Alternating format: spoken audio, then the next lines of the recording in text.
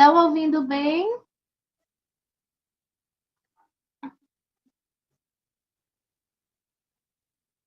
Tudo ok aí para vocês, o áudio?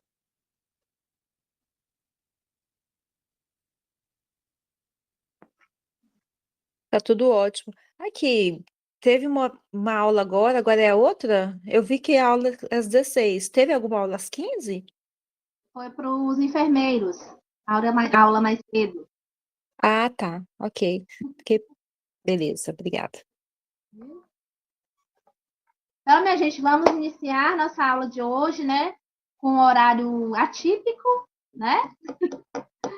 Mas quem não puder assistir, vocês avisem lá no grupo, se tiver algum colega, que essa aula vai ficar gravada, tá bom? Vai estar disponível na plataforma. E aí o pessoal depois pode assistir tranquilamente, certo? Hoje, seguindo lá o nosso cronograma, que foi explicado na aula passada, né? Foi apresentado para vocês. Lembram da divisão lá dos conteúdos no edital? E aí eu falei para vocês que eu ia estar sinalizando, certo? A cada aula, né? Qual é o bloco lá que a gente estaria trabalhando. Então, na aula de hoje, a gente vai trabalhar lá o módulo 1, né? O bloco 1, que estava em vermelho, que é a legislação profissional. Então, a gente vai falar um pouquinho sobre a lei do exercício profissional hoje, sobre o código de ética do profissional de enfermagem, e aí, dentro dessas duas legislações, a gente vai estar falando, né, de forma inerente aí, aos aspectos éticos e legais que envolve aí o nosso exercício profissional, né? Ou seja, estão relacionados aí aos profissionais de enfermagem, certo? Então, vamos lá. Primeira coisa, vamos fazer aqui uma retrospectiva histórica e lembrar, né, das legislações que compõem o que a gente chama de legislação básica da enfermagem, né, que são o nosso arcabouço aí profissional. Então, nós temos a primeira lei, que foi a lei número 2.604 de 1955, que conhecida como a lei do exercício profissional, certo? Foi a primeira regulamentando, assim, a nossa profissão no país.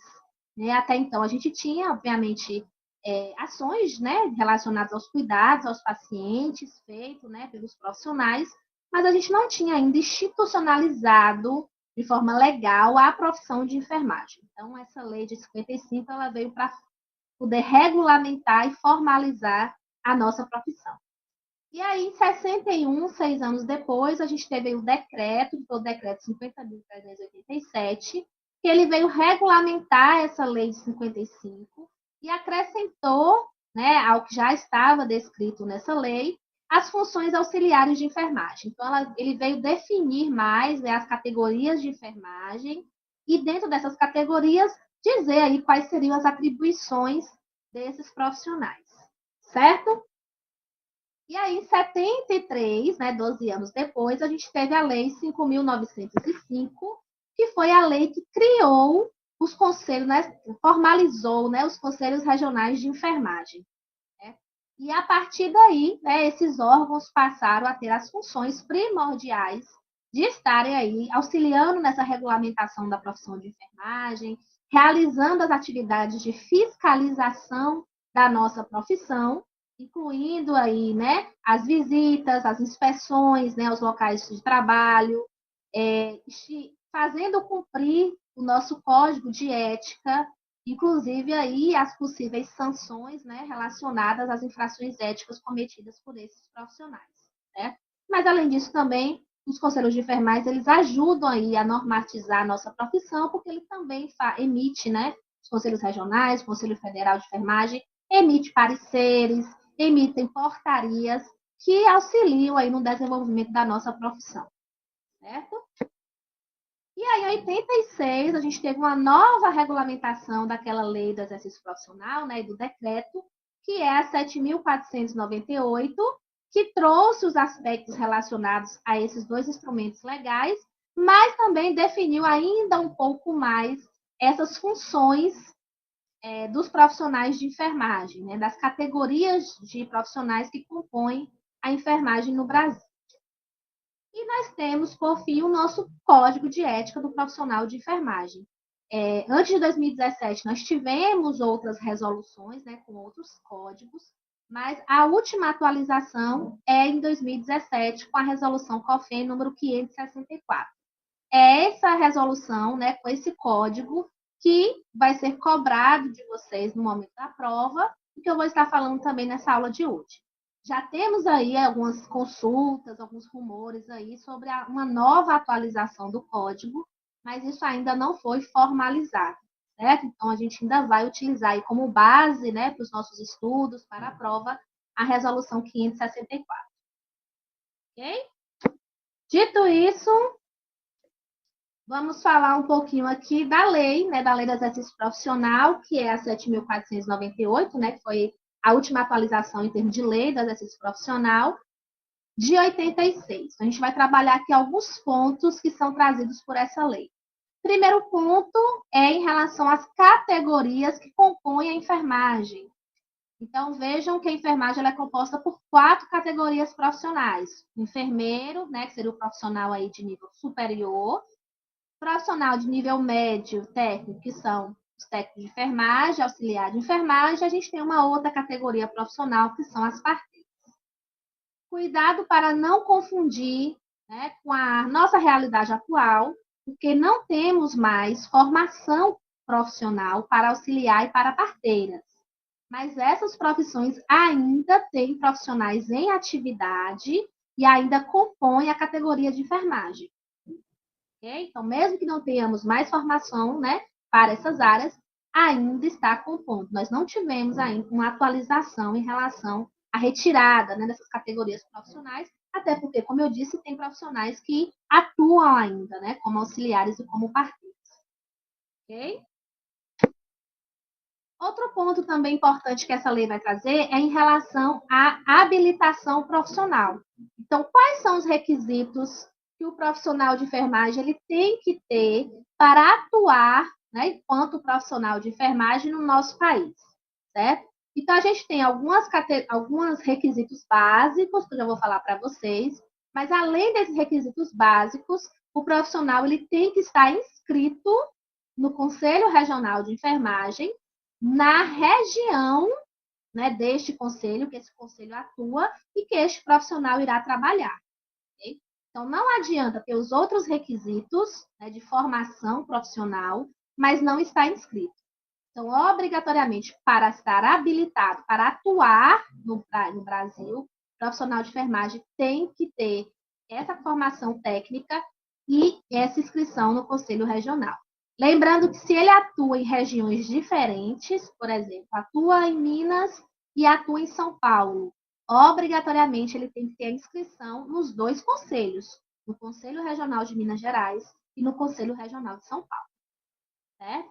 E aí tem a formulação técnica para isso, né? O profissional faz uma inscrição principal, depois ele pode fazer uma inscrição secundária, mas ele precisa estar inscrito no Conselho Regional de onde ele vai estar atuando. Certo? E os requisitos básicos, além desse, é o quê? A formação profissional. Então, esse profissional tem que ter um diploma ou certificado, né? Respeitando os graus de habilitação, ou seja, se ele é enfermeiro, né, ele vai ter o diploma ali de formação em nível de graduação superior, em nível superior. E no caso do técnico e do auxiliar, ele vai ter ali um certificado de habilitação também a esse nível técnico. Ok? O profissional pode ter mais de uma habilitação nesse sentido? Pode, inclusive tem inscrições diferentes, né? O profissional ele pode ter a formação em técnico de enfermagem, se inscrever no conselho como técnico, e também ele pode ter a formação de nível superior e ter a inscrição no conselho como enfermeiro, tá? Uma coisa não inviabiliza a outra. Mas para atuar na área, ele tem que ter a formação técnica e a inscrição no seu conselho, como eu disse para vocês.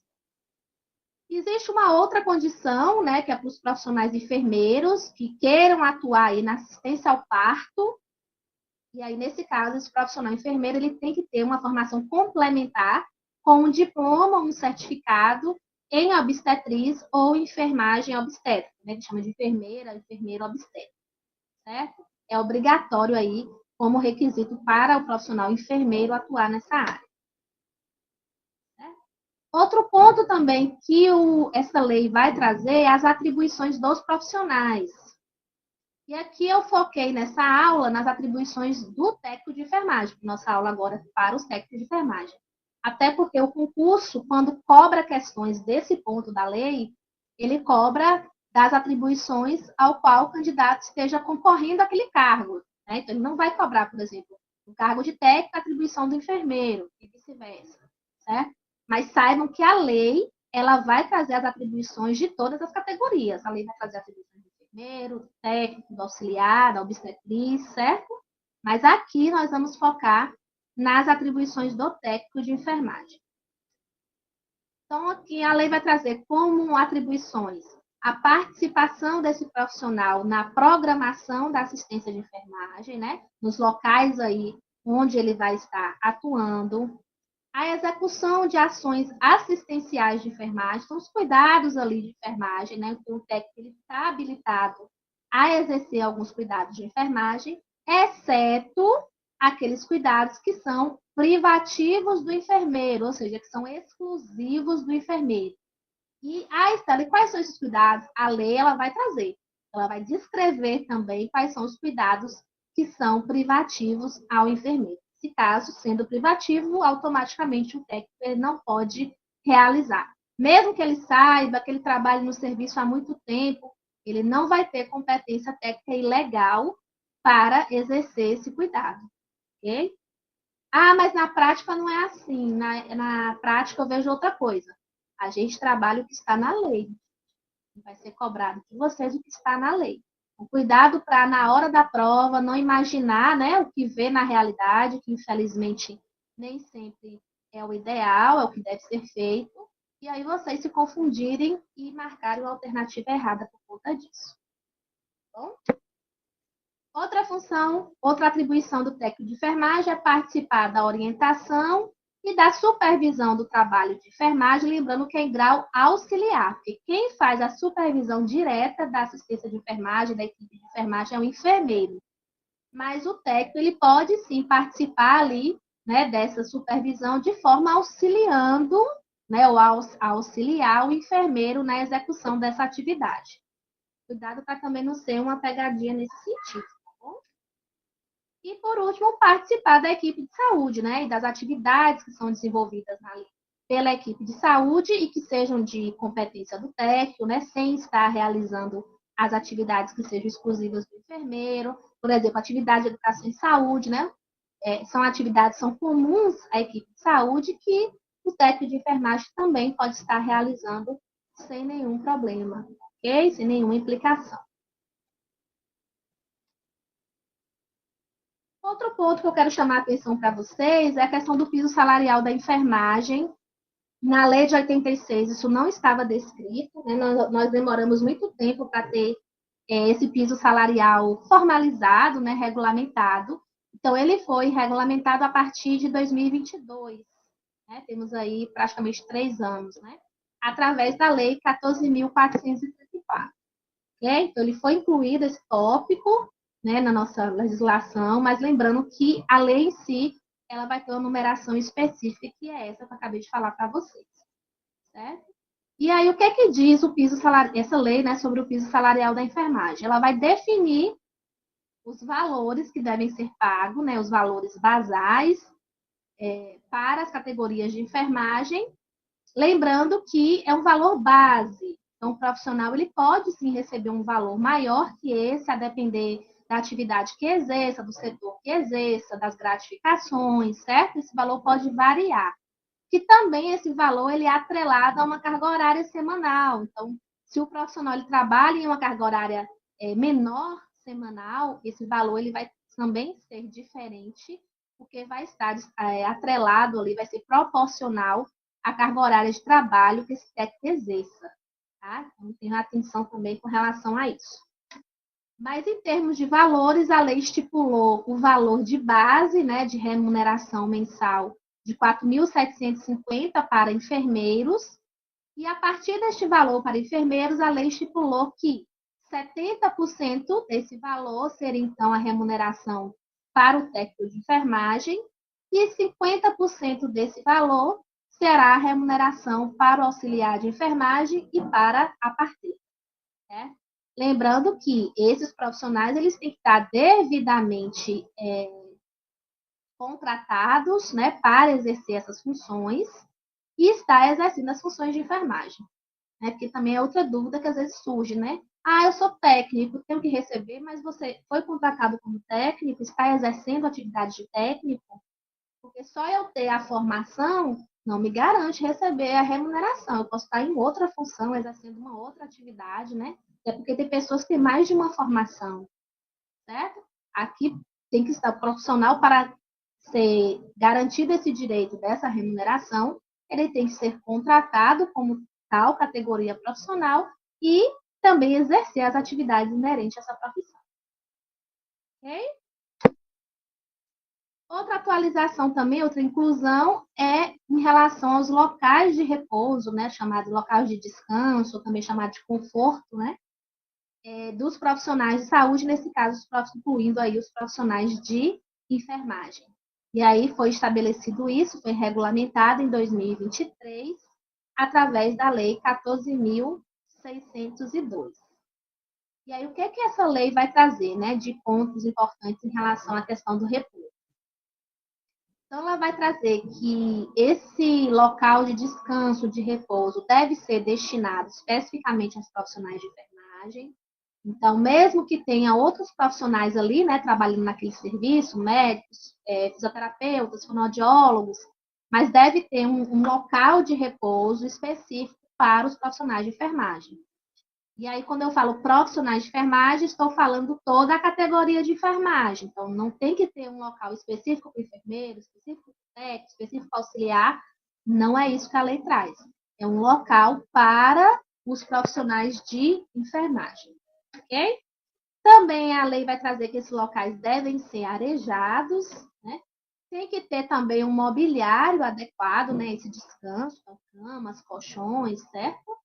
Tem que ser também um local que tenha um conforto térmico, uma temperatura agradável, né? Que tenha também um conforto acústico para propiciar aí o descanso adequado desses profissionais. Também que tenha instalações sanitárias, né? Ou seja, banheiros sanitários disponíveis a estes profissionais. Pode ser no mesmo local de descanso ou um local próximo, né? Que tenha ali um fácil acesso para esses profissionais. E, por fim, em relação à área, né, a dimensão desse local. A lei não vai trazer uma metragem específica, mas vai dizer que a área desse descanso ela deve ser compatível à quantidade de profissionais que exercem a função naquele local, né, naquela unidade, naquele serviço. Então, como a gente tem serviços de portes diferentes, né? Tem hospitais, por exemplo, de pequeno porte, médio porte, grande porte, e também tem que ser observado a escala dos profissionais, né? Se a escala é de 12 horas, se a escala é de 24 horas, quantos profissionais fazem 24. Então, tudo isso tem que ser observado pela instituição, de modo que ela consiga fazer um local com uma área útil que seja adequada para a quantidade de profissionais que ela vai ter ali, de acordo com a sua escala, certo? Então, a lei não traz uma metragem específica, como eu disse para vocês, mas fala da necessidade dessa adequação em relação à quantidade dos profissionais no serviço. Bom, dúvidas, minha gente, dessa parte aqui?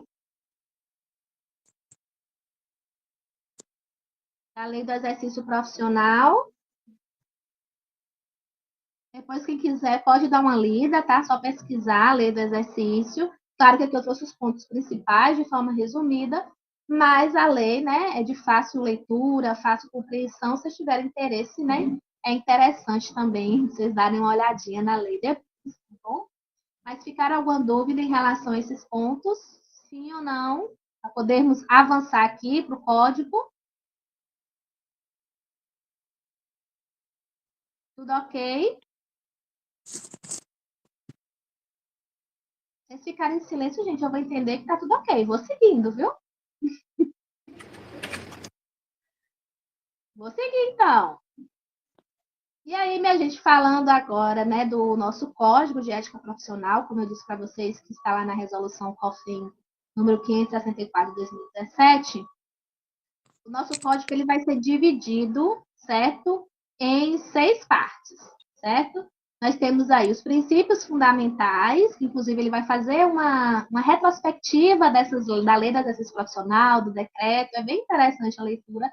Ele vai voltando de acordo com a lei tal, de acordo com o decreto tal, ele vai retomando ali os pontos, né, que já tinham sido assegurados pelas legislações anteriores, e depois ele vai dividir, então, o restante em 5 capítulos, que é o capítulo dos direitos, onde a gente vai ter lá os artigos de 1 a 23. Depois ele vai falar sobre o capítulo 2, que é o capítulo dos deveres, o que é, né, obrigatório aos profissionais de enfermagem, e a gente vai ter a descrição dos artigos 24 a 60.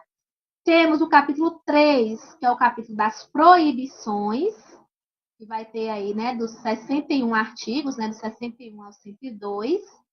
Capítulo 5, que aí ele vai trazer aspectos relacionados às infrações, né, as características dessas infrações, as categorizações também, e as penalidades que são possíveis aí de serem aplicadas aos profissionais, então os artigos 103 a 113, e por fim, no capítulo 5, ele vai trazer a aplicação dessas penalidades, né, de acordo com aquelas penalidades que já foram descritas aí no capítulo 4.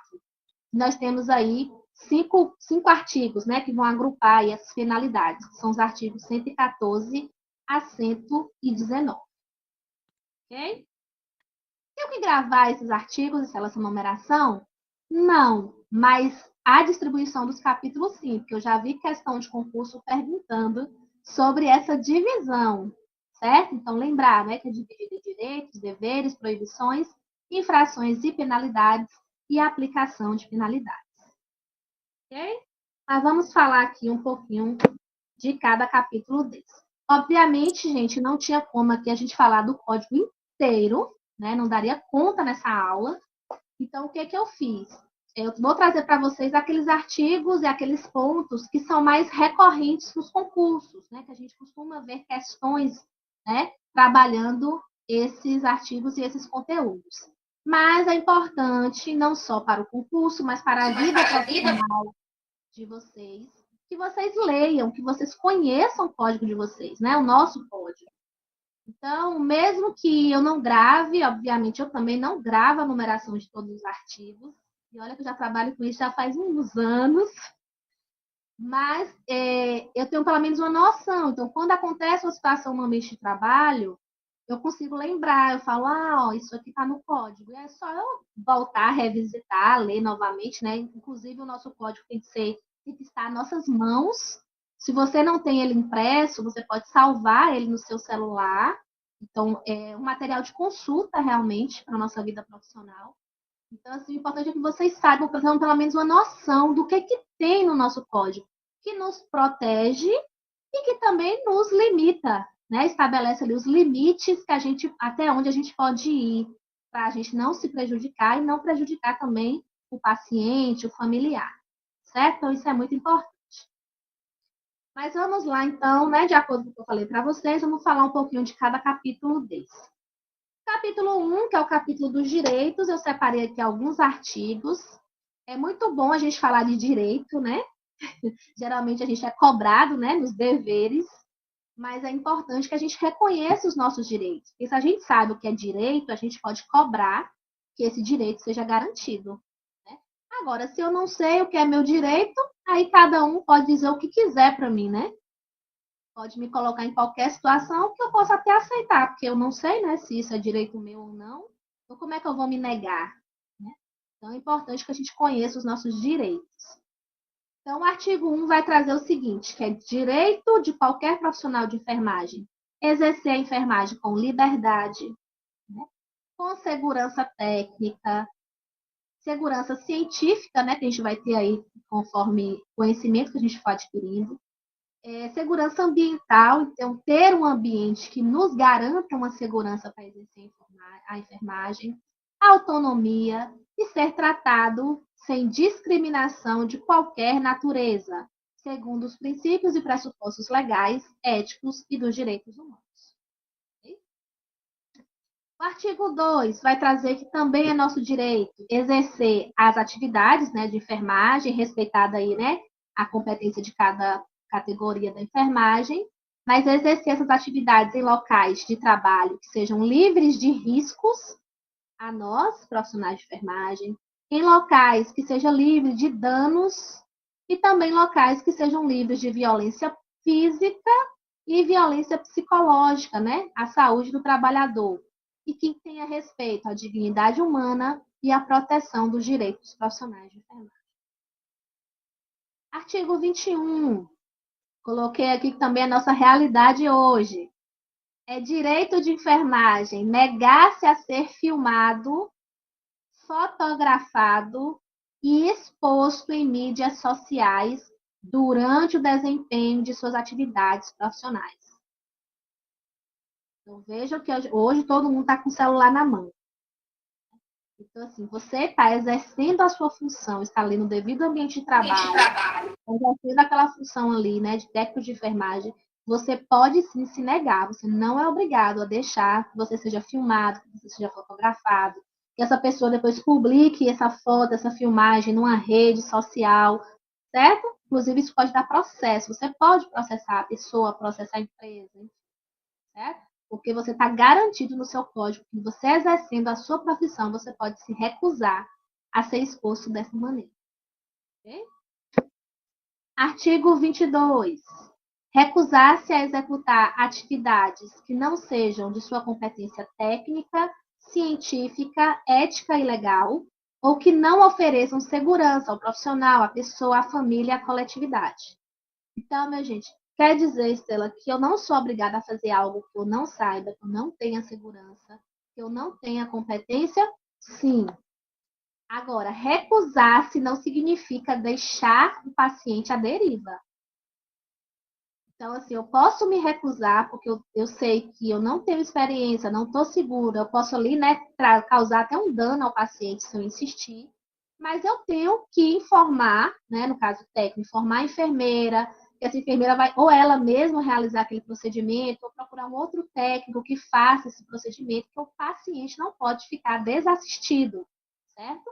Então, assim, eu posso me recusar, mas desde que também eu garanta essa segurança ao paciente, né? Garanta que ele vai ter essa assistência, mesmo que não seja realizada por mim, tá? Então, não é recusar de boca e deixar o paciente lá sem ter acesso àquele cuidado, àquele procedimento, tá?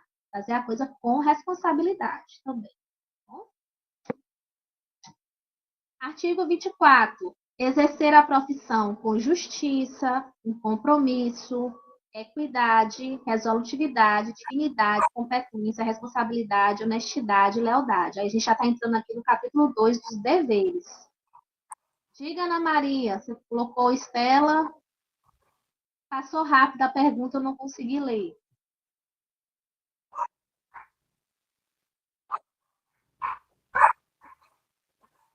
O que tem o servidor público?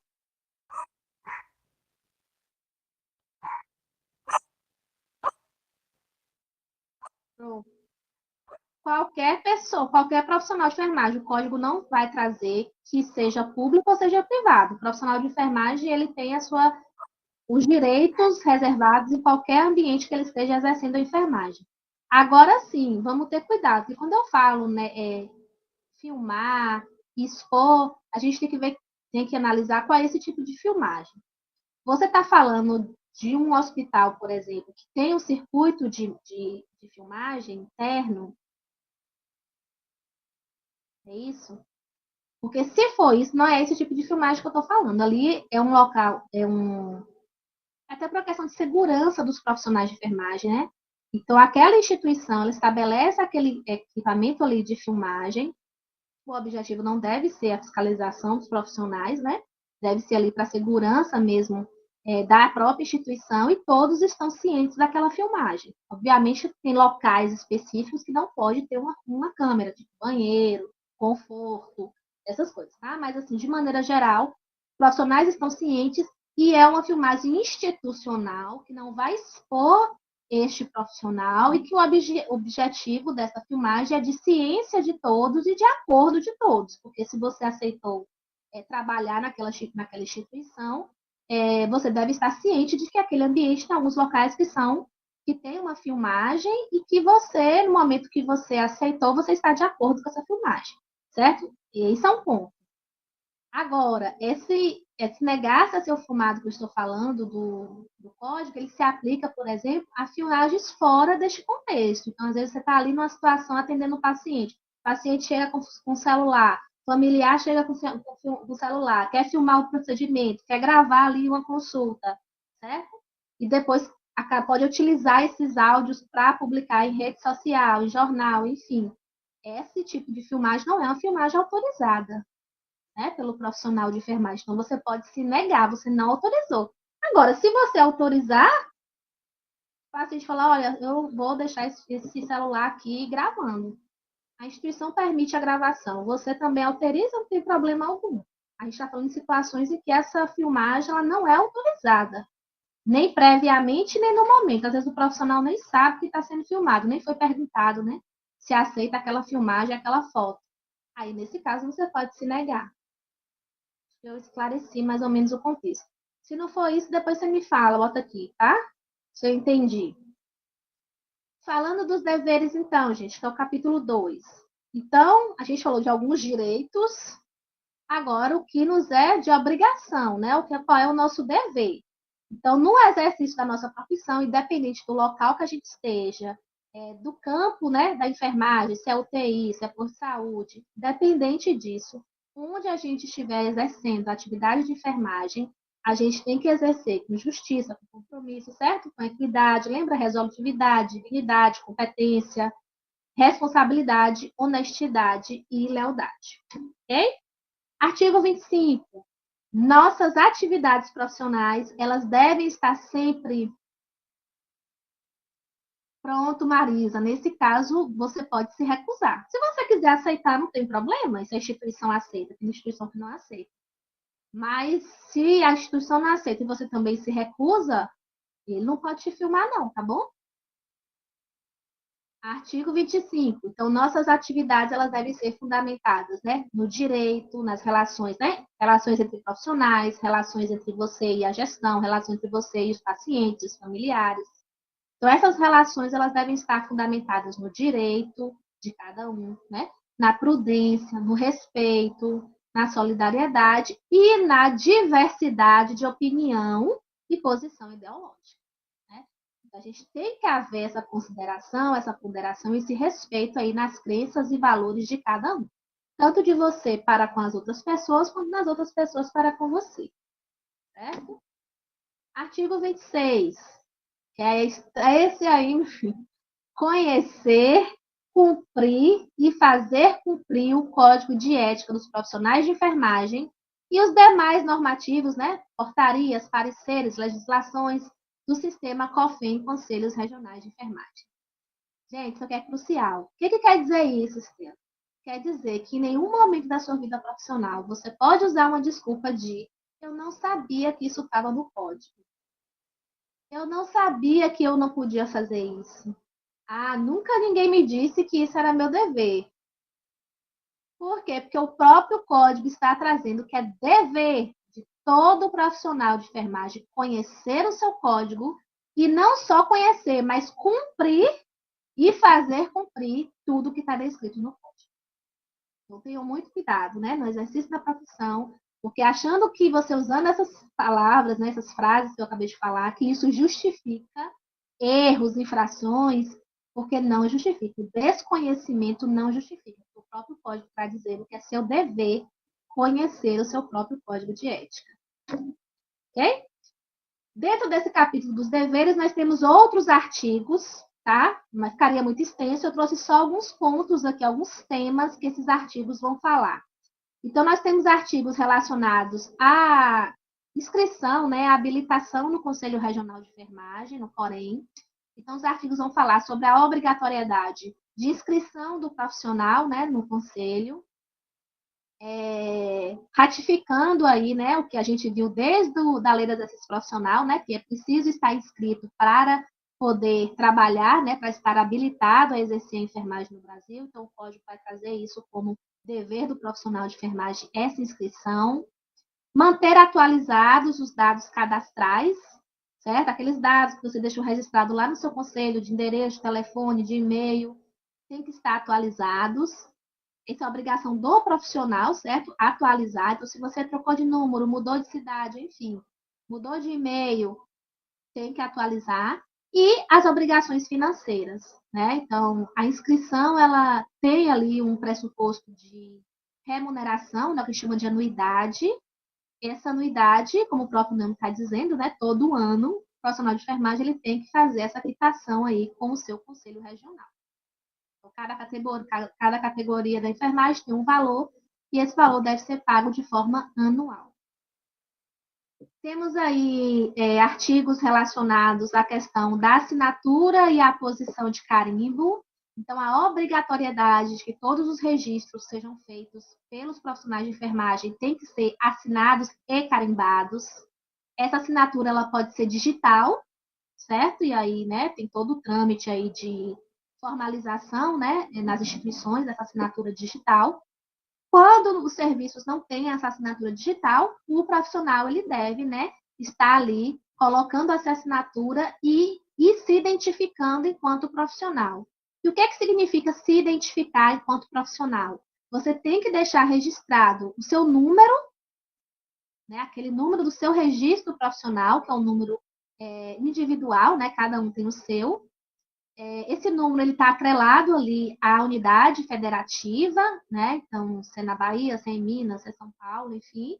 E a sua categoria profissional, né? Se você é auxiliar, se você é técnico, se você é enfermeiro, enfim, isso tem que estar registrado junto com a sua assinatura, certo? Também tem artigos falando sobre a obrigação de realizar os registros de enfermagem de forma completa no prontuário. Então, os artigos vão dizer que esses registros eles têm que ser completos, fidedignos, né? Que tem que ter veracidade, não podem ser registros incompletos, não podem faltar informações relacionadas ao cuidado que você prestou e que são importantes ali para poder se avaliar as condições de saúde daquele paciente. Temos também artigos nos deveres relacionados à obrigatoriedade da aplicação, da sistematização da assistência de enfermagem, que é a SAI. A gente vai ter uma aula, né, mais para frente sobre a SAI.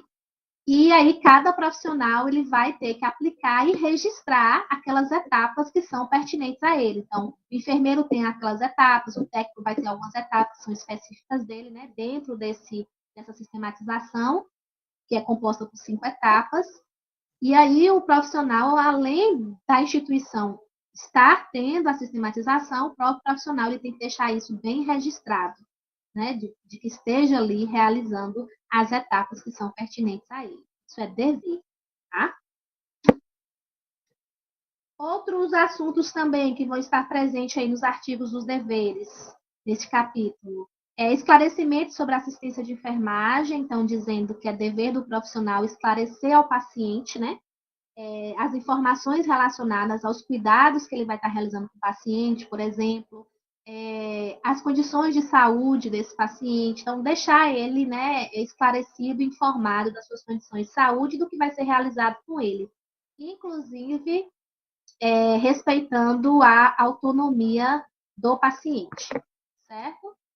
Outros artigos relacionados à prestação, né, dessa assistência de enfermagem, com todos os cuidados que a gente realizar, eles têm que ser, né, livres de qualquer discriminação em relação ao paciente. Então, a gente não deve colocar ali as nossas impressões, nossos valores, nossas crenças, né, cultura.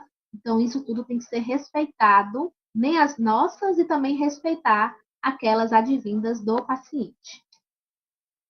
Também o respeito, né, durante o exercício ali da enfermagem, ao exercício da autonomia do paciente, ao pudor do paciente, a privacidade desse paciente e a intimidade da pessoa. E isso tem que ser aplicado em todas as ações de enfermagem que a gente for realizar, né, e que exijam, né, essa privacidade, que exijam essa intimidade, esse respeito ao pudor do paciente, certo? Então, não é só um simples biombo, né? Mas é você sempre pensar assim, esse cuidado que eu vou realizar, esse procedimento que eu vou realizar, essa informação que eu vou estar ali ofertando àquele paciente, eu estou expondo ele de alguma maneira, eu preciso ter algum cuidado, né, para preservar essa exposição, essa privacidade, essa intimidade dele.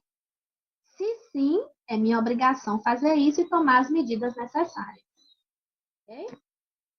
Também outro assunto em relação aos cuidados de enfermagem, né? Nossos cuidados, eles têm que ser livres de condutas, de ações, de procedimentos que possam causar qualquer tipo de imperícia, né, trazendo danos ao paciente, negligência ou imprudência da nossa parte. A questão do sigilo profissional, ele deve ser respeitado sempre, ok? E esse sigilo, ele tem que estar restrito à equipe que assiste o paciente e ao paciente. Isso é muito importante dizer. Então, às vezes, assim, é muito comum a gente ver e ouvir, presenciar colegas, assim, discutindo casos, né, de um paciente com outro.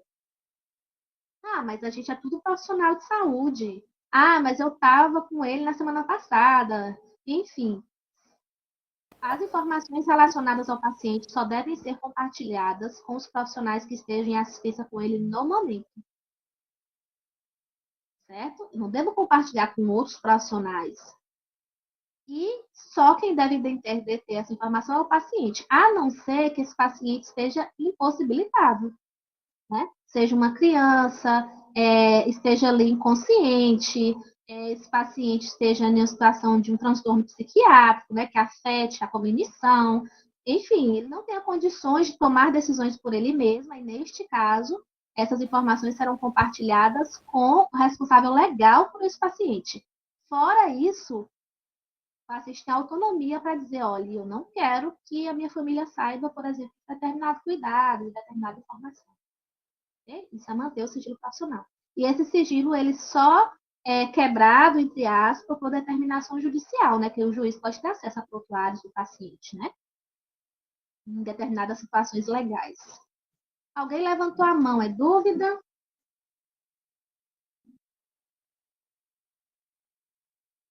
Se for, fale aí. Outros temas que estão também no capítulo aí dos deveres, né? A questão do aprimoramento dos conhecimentos. Então, assim, gente, a capacitação, né, a educação permanente de saúde, não é só uma coisa bonita de se falar, né? O nosso código vai trazer que é nosso dever estar aprimorando os nossos conhecimentos. Esse aprimoramento não é só adquirir conhecimentos, mas colocar em prática também. Então, se teve alguma atualização, eu tenho que estar ciente dessa atualização e colocar isso em prática. Porque se eu estou fazendo um cuidado que está defasado, que já foi comprovado, que não é mais eficiente, que pode trazer prejuízo ao paciente, eu continuo fazendo por uma falta de atualização, eu posso ser responsabilizado por isso, certo? Se eu trazer um dano para o paciente. Porque o meu código traz que é meu dever aprimorar os conhecimentos técnicos, científicos, ético-políticos, socioeducativos e culturais. Okay? Também, outro tópico aí relacionado ao capítulo dos deveres é a preservação do meio ambiente, e aí está incluído aí o gerenciamento dos resíduos dos serviços de saúde. Então, a gente contribui enquanto profissional e é responsável por essa preservação do meio ambiente quando a gente faz, por exemplo, descarte adequado dos materiais hospitalares. Né? Nós temos regulamentações próprias sobre quais são os tipos de descarte, como fazer esse descarte, né? Onde colocar cada objeto, né? Cada material, para que isso não seja posteriormente uma fonte de contaminação para o meio ambiente e para a sociedade, né? Para outras pessoas que estão ali em contato, que podem estar em contato com esses materiais, né? Então, a gente tem que ter muito cuidado em relação a isso, porque o nosso código traz que é nossa responsabilidade também e estamos incluídos neste processo de preservação, né? Capítulo 3, vamos falar um pouquinho agora das proibições. Certo? Separei alguns capítulos também, alguns artigos relacionados a isso também, alguns temas. Então, algumas proibições que os nossos artigos vão trazer nesse capítulo 3. A ausência de competência técnica, científica, ética e legal. O que quer dizer isso? você realizar um procedimento, um cuidado de enfermagem sem ter essa competência adequada. Ah, Isela, mas eu sou obrigada a fazer. Não, obrigada não. Lembra lá nos direitos que a gente tem um artigo dizendo que você pode se recusar quando você não tem essa segurança?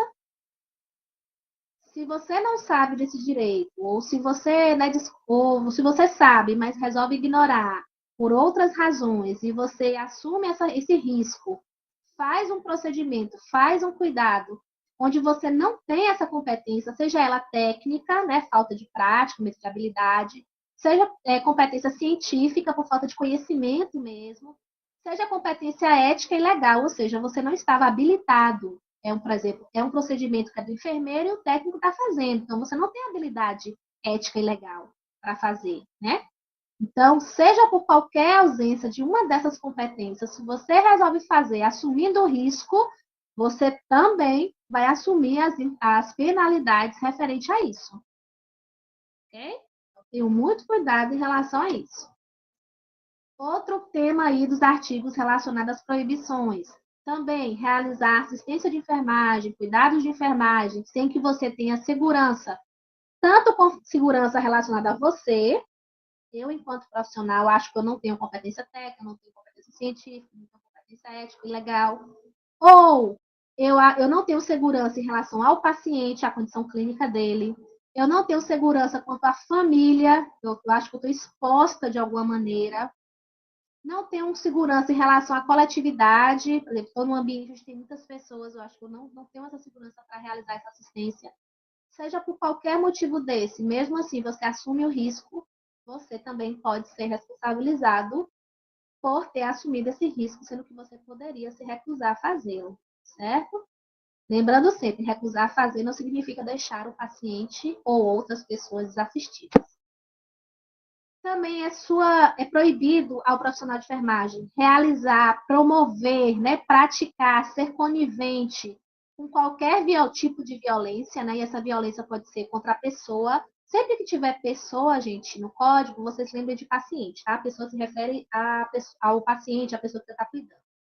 Então, mesmo esse tipo de violência pode ser direcionada à pessoa, à família ou à coletividade, né? Um grupo ali de pessoas, a sociedade, enfim. Então, se você pratica, coopera, incentiva, você também é proibido a fazer isso, e se fizer, vai ser penalizado. Outro tema também, receber benefícios indevidos. Então, se eu recebo qualquer benefício, não precisa ser só dinheiro, tá? Ou pensa logo em dinheiro.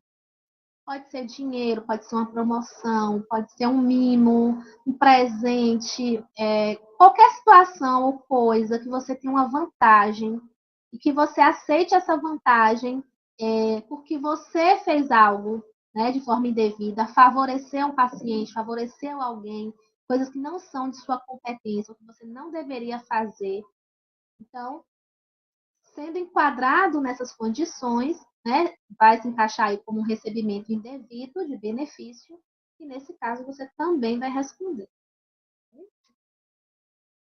Situações onde você pratique, seja conivente, né, participe de qualquer ação ou ato, né, que envolva aí coação, omissão ou suborno, e que essas condições levem também, né, a um prejuízo à instituição que você trabalha, aos profissionais, aos pacientes, à família, ou seja, a outras pessoas, e isso foi praticado enquanto você estava exercendo a enfermagem, né, exercendo as suas atribuições, você também vai ser penalizado por isso, certo? Situações em que você promova, ou seja, conivente com injúria, calúnia ou difamação. E aí, essa injúria, calúnia, difamação pode ser a instituições de saúde, a autoridades, aos seus colegas de trabalho, aos pacientes, aos familiares, tá? Envolve todo mundo, mas que você praticou ali enquanto profissional de enfermagem, você também será responsabilizado. Outro artigo também dentro dessas proibições vai trazer a questão do aborto. E aí eu coloquei um asterisco aqui para lembrar que Na nossa lei, no nosso Código Penal, existem algumas situações onde o aborto ele é permitido, tá? Então, isso não se encaixa nessas situações. Estou falando nas outras situações, né, que o aborto ainda no nosso país é considerado crime, exceto nessas situações, né, no caso de estupro, anencefalia, né? Mas tirando isso, se você, profissional de enfermagem, contribuir, promover, ser conivente, cooperar, facilitar de alguma forma com a prática do aborto, você também será penalizado aqui no âmbito ético, né? Além de ser no criminal, é responsabilizado aqui também no âmbito ético, profissional. Outra situação também são aquelas práticas relacionadas à antecipação da morte, né? A eutanásia. No nosso país, a eutanásia é proibida, é crime. Então, se você, enquanto profissional de enfermagem, também promover, participar, cooperar, incentivar qualquer prática que seja destinada à antecipação da morte de um paciente ou de uma pessoa, você também será responsabilizado. Recusa da assistência de enfermagem, coloquei um asterisco. Por quê? Você pode se recusar naquelas situações que eu falei para vocês, né? Que você não se sinta segura, não tenha competência técnica, habilidade legal, habilidade ética. Mas essa recusa não significa desassistência, né? Você vai garantir que esse paciente receba essa assistência de uma outra maneira, né? Mas, se não for nessas condições, se você se recusa simplesmente por se recusar, né? Não quero fazer, né? Você tem competência, tem habilidade, mas deseja não fazer, nesse caso você vai ser penalizado por isso. Porque se você é profissional de enfermagem, você, teoricamente, você é apto a realizar essa assistência e deve fazer essa assistência porque você fez o juramento. Né? E você deve estar habilitado para aquele exercício básico ali da profissão, os cuidados que são inerentes à nossa profissão. Okay? Outra questão também que é proibido, né? Executar os cuidados sem o consentimento formal do paciente. Então, a não ser naquelas situações que eu, né, cheguei a comentar com vocês, eu não lembro, mas deixa eu falar se não foi. O que acontece? O paciente, ele tem direito à recusa, né? De qualquer procedimento, de qualquer cuidado com ele. É o princípio da autonomia, o princípio da bioética. E para fazer essa recusa, ele pode fazer de maneira verbal, para alguns cuidados mais simples, mas existem alguns cuidados que são mais complexos, que implicam riscos, né, situações mais graves de saúde, que ele vai fazer isso de forma escrita, que a gente chama de consentimento formal, através de uma assinatura, que é o termo de consentimento livre esclarecido. Então, a gente deve sim respeitar essa autonomia, a gente informa o paciente sobre todo o procedimento, o que vai ser feito com ele, os riscos, os benefícios. Caso, depois dele ser informado, que ele esteja devidamente esclarecido, mesmo assim ele se recuse a fazer, a gente vai registrar isso em prontuário e vamos respeitar. Agora, se a gente não respeita isso, mesmo depois de todas essas etapas, a gente não, ou então nem considere, nem esclareça o paciente, né? Não pare para ouvir, não respeite essa autonomia dele e execute muitas vezes, né? O procedimento sem esse consentimento formal desse paciente, negando, aceitando. Nesse caso, a gente pode ser responsabilizado por isso também. Né? Então, tenha muito cuidado em relação a isso. Outros artigos também, em relação às proibições, é a administração de medicamentos sem conhecimento. O que quer dizer isso, Stella? Quer dizer que eu tenho a obrigação de saber tudo que eu estou administrando. Não estou falando só da técnica, que é um erro dos profissionais, né? Principalmente os técnicos de enfermagem. Então, os técnicos acham que só precisa saber a técnica. Ah, eu sei a agulha, eu sei a seringa, eu sei o ângulo, eu sei o local. Tá tudo certo? Não, não tá tudo certo, não. Você precisa ter o conhecimento do que é que você está administrando e dos riscos que essa medicação tem. Por exemplo, efeitos colaterais, né, efeitos adversos, que às vezes são inerentes ao medicamento. Pode acontecer. Você tem que estar ali preparado para identificar isso no paciente. Então, nosso próprio código vai trazer. A gente não pode administrar nenhum medicamento sem ter conhecimento do que está sendo administrado. Porque tudo que acontecer, né, decorrente, dessa falta de conhecimento do profissional, né, que faltou ali uma orientação, cuidado com o paciente, ele vai ser responsabilizado por isso, tá? Ah, mas quem prescreveu é o médico. Sim, se tiver um erro na prescrição, o médico vai responder lá. Mas assim, você responde também porque você administrou mesmo sabendo ou não percebeu que havia um erro na prescrição e mesmo assim fez. O erro de um profissional não justifica o seu. Ok? Se atentem com relação a isso. Prescrição de medicamento, entrando aqui, né, nesse aspecto também. Então, lembrando que é vedado, né, o técnico de enfermagem prescrever qualquer medicação. Os enfermeiros podem prescrever medicação sobre protocolos institucionais, né, com respaldo de protocolos institucionais. E que a gente é responsável, né, a partir do momento que recebe aquela prescrição, pela administração daquele medicamento. Então, voltando ao que eu falei para vocês. Se administrou a medicação errada, o paciente era alérgico e eu administrei. A dose foi errada. Enfim, qualquer situação dessa, se acontecer um dano para o paciente, você responde. Ah, mas a enfermeira não olhou. Ah, mas o técnico não percebeu. Sim, mas você tinha que ter checado antes de administrar. Lembram dos certos? Você tinha que ter rechecado se esse paciente tinha alergia. Você tinha que ter checado a prescrição. Qualquer dúvida da prescrição, você poderia ter se recusado a administrar e procurar o médico, procurar o enfermeiro para ajustar essa medicação, mas não aplicar de qualquer maneira. Então, até porque, se você tinha dúvidas, olha o outro artigo que diz sobre administrar medicamentos sem conhecimento. Também existem artigos falando sobre a proibição a qualquer prática, né, de assédio moral no ambiente de trabalho, assédio sexual ou de qualquer natureza, com os pacientes, com os profissionais, tá? Também declaração de informações profissionais inverídicas. Esse inverídico é tanto mentir mesmo, escrever, né, palavras, informações em prontuários que não são verdadeiras, quanto também situações em que você deixa muitas vezes, né, de registrar aquilo que é importante, ou você não verificou, ou verificou e não esqueceu de colocar, ou não verificou e resolveu colocar porque acha que está tudo bem, que o paciente está bem. Mas você não verificou, né? Você está colocando informação que pode não ser a informação verdadeira. Então, declaração de informações profissionais inverídicas também é proibida ao profissional de enfermagem. Registro e assinatura de cuidados que não foram executados por você. Então, a gente só assina, só registra e assina e carimba aquilo que você fez. Então, se você não fez aquele cuidado, você não deve registrar. Ah, mas o paciente era meu na escala. Sim, mas foi você que fez o procedimento?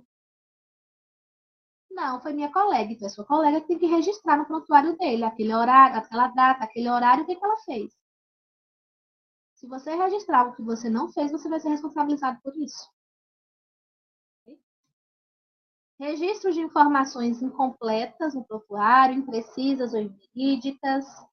Delegação de atividades privativas aos outros membros da equipe de saúde. Aí isso acaba causando mais, né, para os enfermeiros, que acabam delegando cuidados ao técnico, que às vezes é de responsabilidade e atividade exclusiva dele.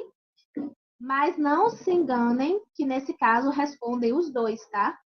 Responde o profissional enfermeiro que delegou para o técnico um cuidado que era privativo, que era exclusivo dele, e responde o técnico que fez o cuidado, sendo que não era da sua competência ético-legal.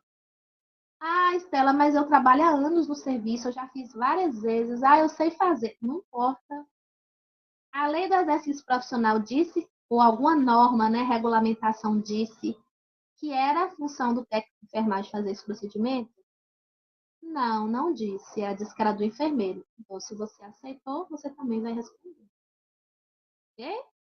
Então, embora traga aqui, né, a delegação, mas nesse caso responde quem delegou e responde quem cumpriu a ordem, sabendo que não poderia cumpri-la.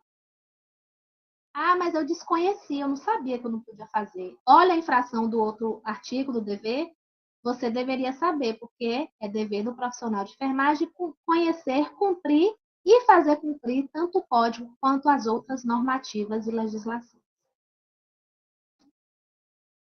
Chegando aqui no capítulo das infrações e penalidades, o código vai trazer algumas penalidades que são cabíveis ao profissional de enfermagem quando ele infringe os artigos que nós falamos, né? E os outros que estão presentes no código, né? Seja relacionado aos deveres, seja relacionado às proibições, certo? Se infringiu, ele está aí passível de sofrer a aplicação de uma ou de mais de uma penalidade, certo? E aí o nosso código vai trazer as seguintes penalidades: advertência verbal, multa, censura, suspensão do exercício profissional e cassação do direito ao exercício profissional. Então, temos 5 penalidades passíveis aí de aplicação ao profissional de enfermagem infrator. Dessas 5, 4 são aplicadas pelo Conselho Regional. Então, a advertência, a multa, a censura e a suspensão são aplicadas pelo regional. A cassação é uma penalidade que é aplicada pelo Conselho Federal, de forma direta. Certo? Lembrando que, como eu disse para vocês, o profissional, a depender das infrações que ele cometa, ele pode sofrer a aplicação de uma ou de mais de uma, certo? Não quer dizer que ele vai receber só advertência verbal, sempre, só multa, não. Depende dos artigos que ele infringiu e também da gravidade dessas infrações, porque as infrações, elas também são caracterizadas como infrações leves, infrações moderadas, graves ou gravíssimas, né? Que é a natureza da infração que o código chama. Então, também a depender dessa natureza, quanto maior for essa natureza de maior gravidade, a penalidade também deverá ser maior. Ok? O que é a penalidade da advertência verbal? Como o próprio nome está dizendo, né? Após todo o processo legal que é aberto, de investigação, tem um julgamento. Então, após a condenação desse profissional, né, for comprovado que houve a infração e foi, então, né, destinado a ele a aplicação da penalidade de advertência verbal, esse profissional, então, é chamado de forma formal pelo regional, e, então, ele é comunicado verbalmente, né, do que ele infringiu, quais foram os artigos, e ele é advertido, tá? Pelo Conselho Regional, os profissionais que vão estar ali no momento da decisão. Qualquer uma dessas penalidades, isso vai ficar registrado no registro profissional, tá? Da categoria de enfermagem, qualquer categoria, certo? E aí, qual é o problema? O problema é que, havendo a necessidade da emissão, né, de alguma certidão de registro profissional, que a gente chama de nada consta, né, desse profissional, seja solicitado por ele, seja solicitado pela empresa, né? Às vezes ele precisa para um novo emprego, para o concurso, ou a própria empresa solicita, enfim. Quando haver a emissão dessa certidão, vai estar constando lá que esse profissional ele respondeu a um processo ético. E esse registro, ele fica por 2 anos, tá? Na ficha do profissional de enfermagem. Depois de 2 anos, esse profissional ele tem que não sai automaticamente. Esse profissional tem que entrar com um processo no conselho pedindo a retirada desse registro da sua ficha.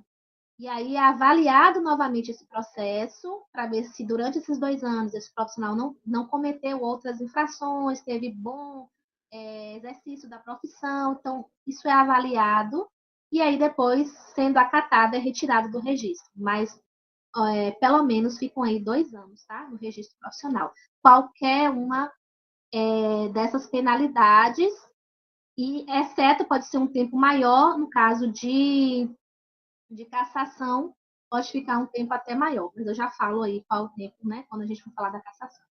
Alguém levantou a mão. É dúvida?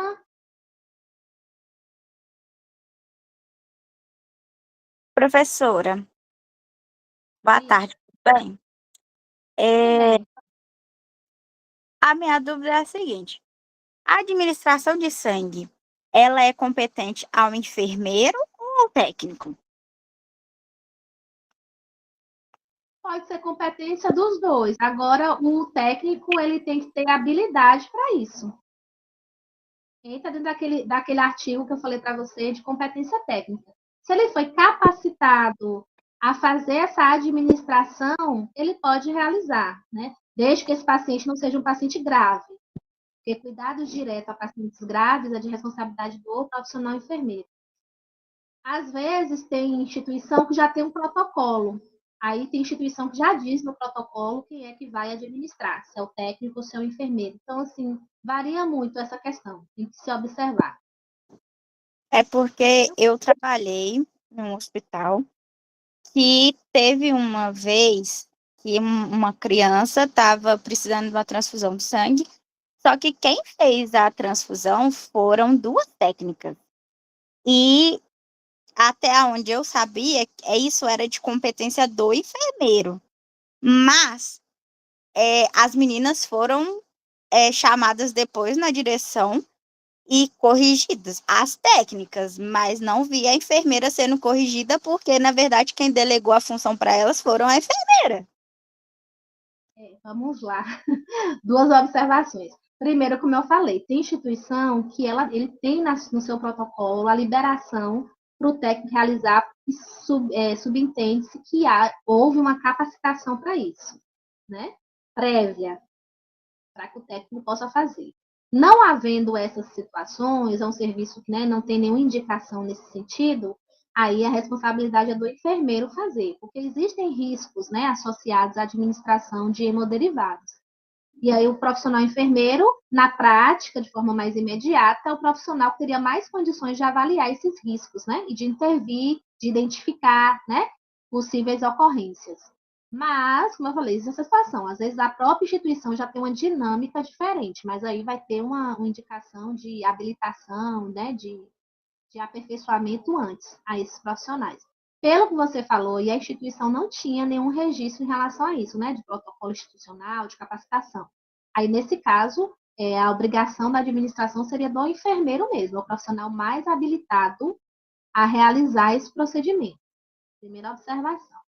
Segunda observação, o enfermeiro deveria ser chamado também? Deveria, pelo código deveria. Porque quem supervisiona a atividade do técnico é o enfermeiro. Então, se o técnico fez algo que era indevido, houve uma falha na supervisão.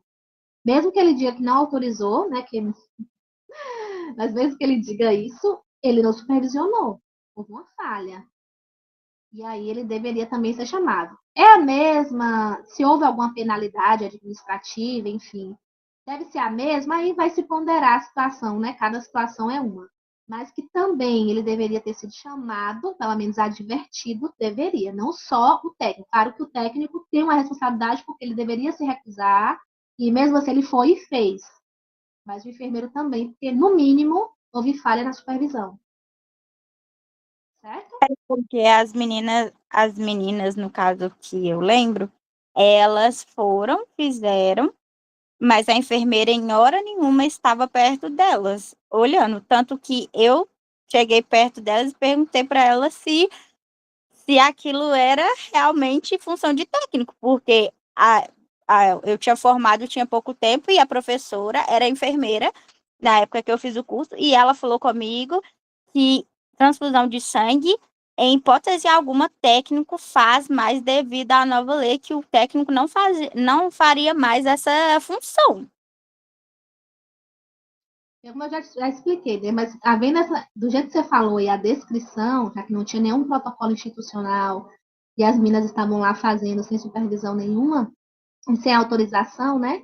Nenhuma imediata da instituição, nesse caso foi errado, né? Elas erraram e o profissional enfermeiro também por ter permitido, né?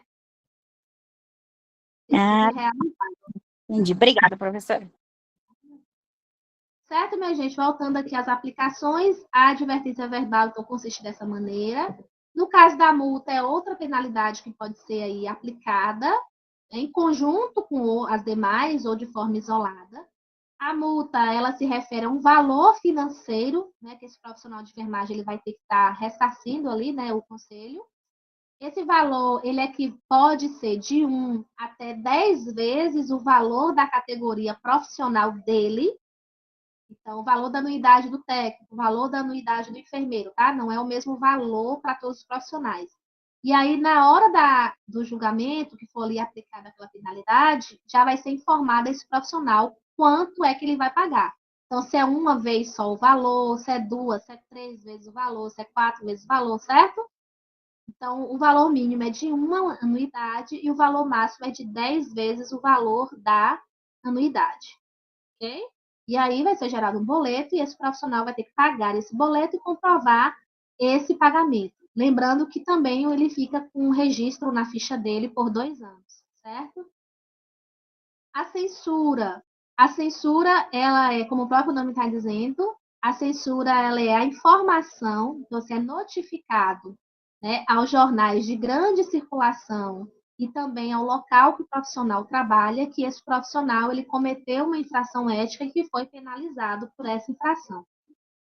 Então, é divulgado o nome desse profissional, certo? Então, tanto para a instituição onde ele trabalha, ou as instituições tomam conhecimento, quanto também nos jornais de grande circulação, ali da região, e nos locais também de normativos, né, de circulação do próprio conselho, né, de enfermagem. Tem conselho que tem locais de divulgação própria e também são divulgadas lá essas informações, certo? E aí a sociedade acaba tendo ciência, né, dessa infração ética. Também registro por 2 anos, tá?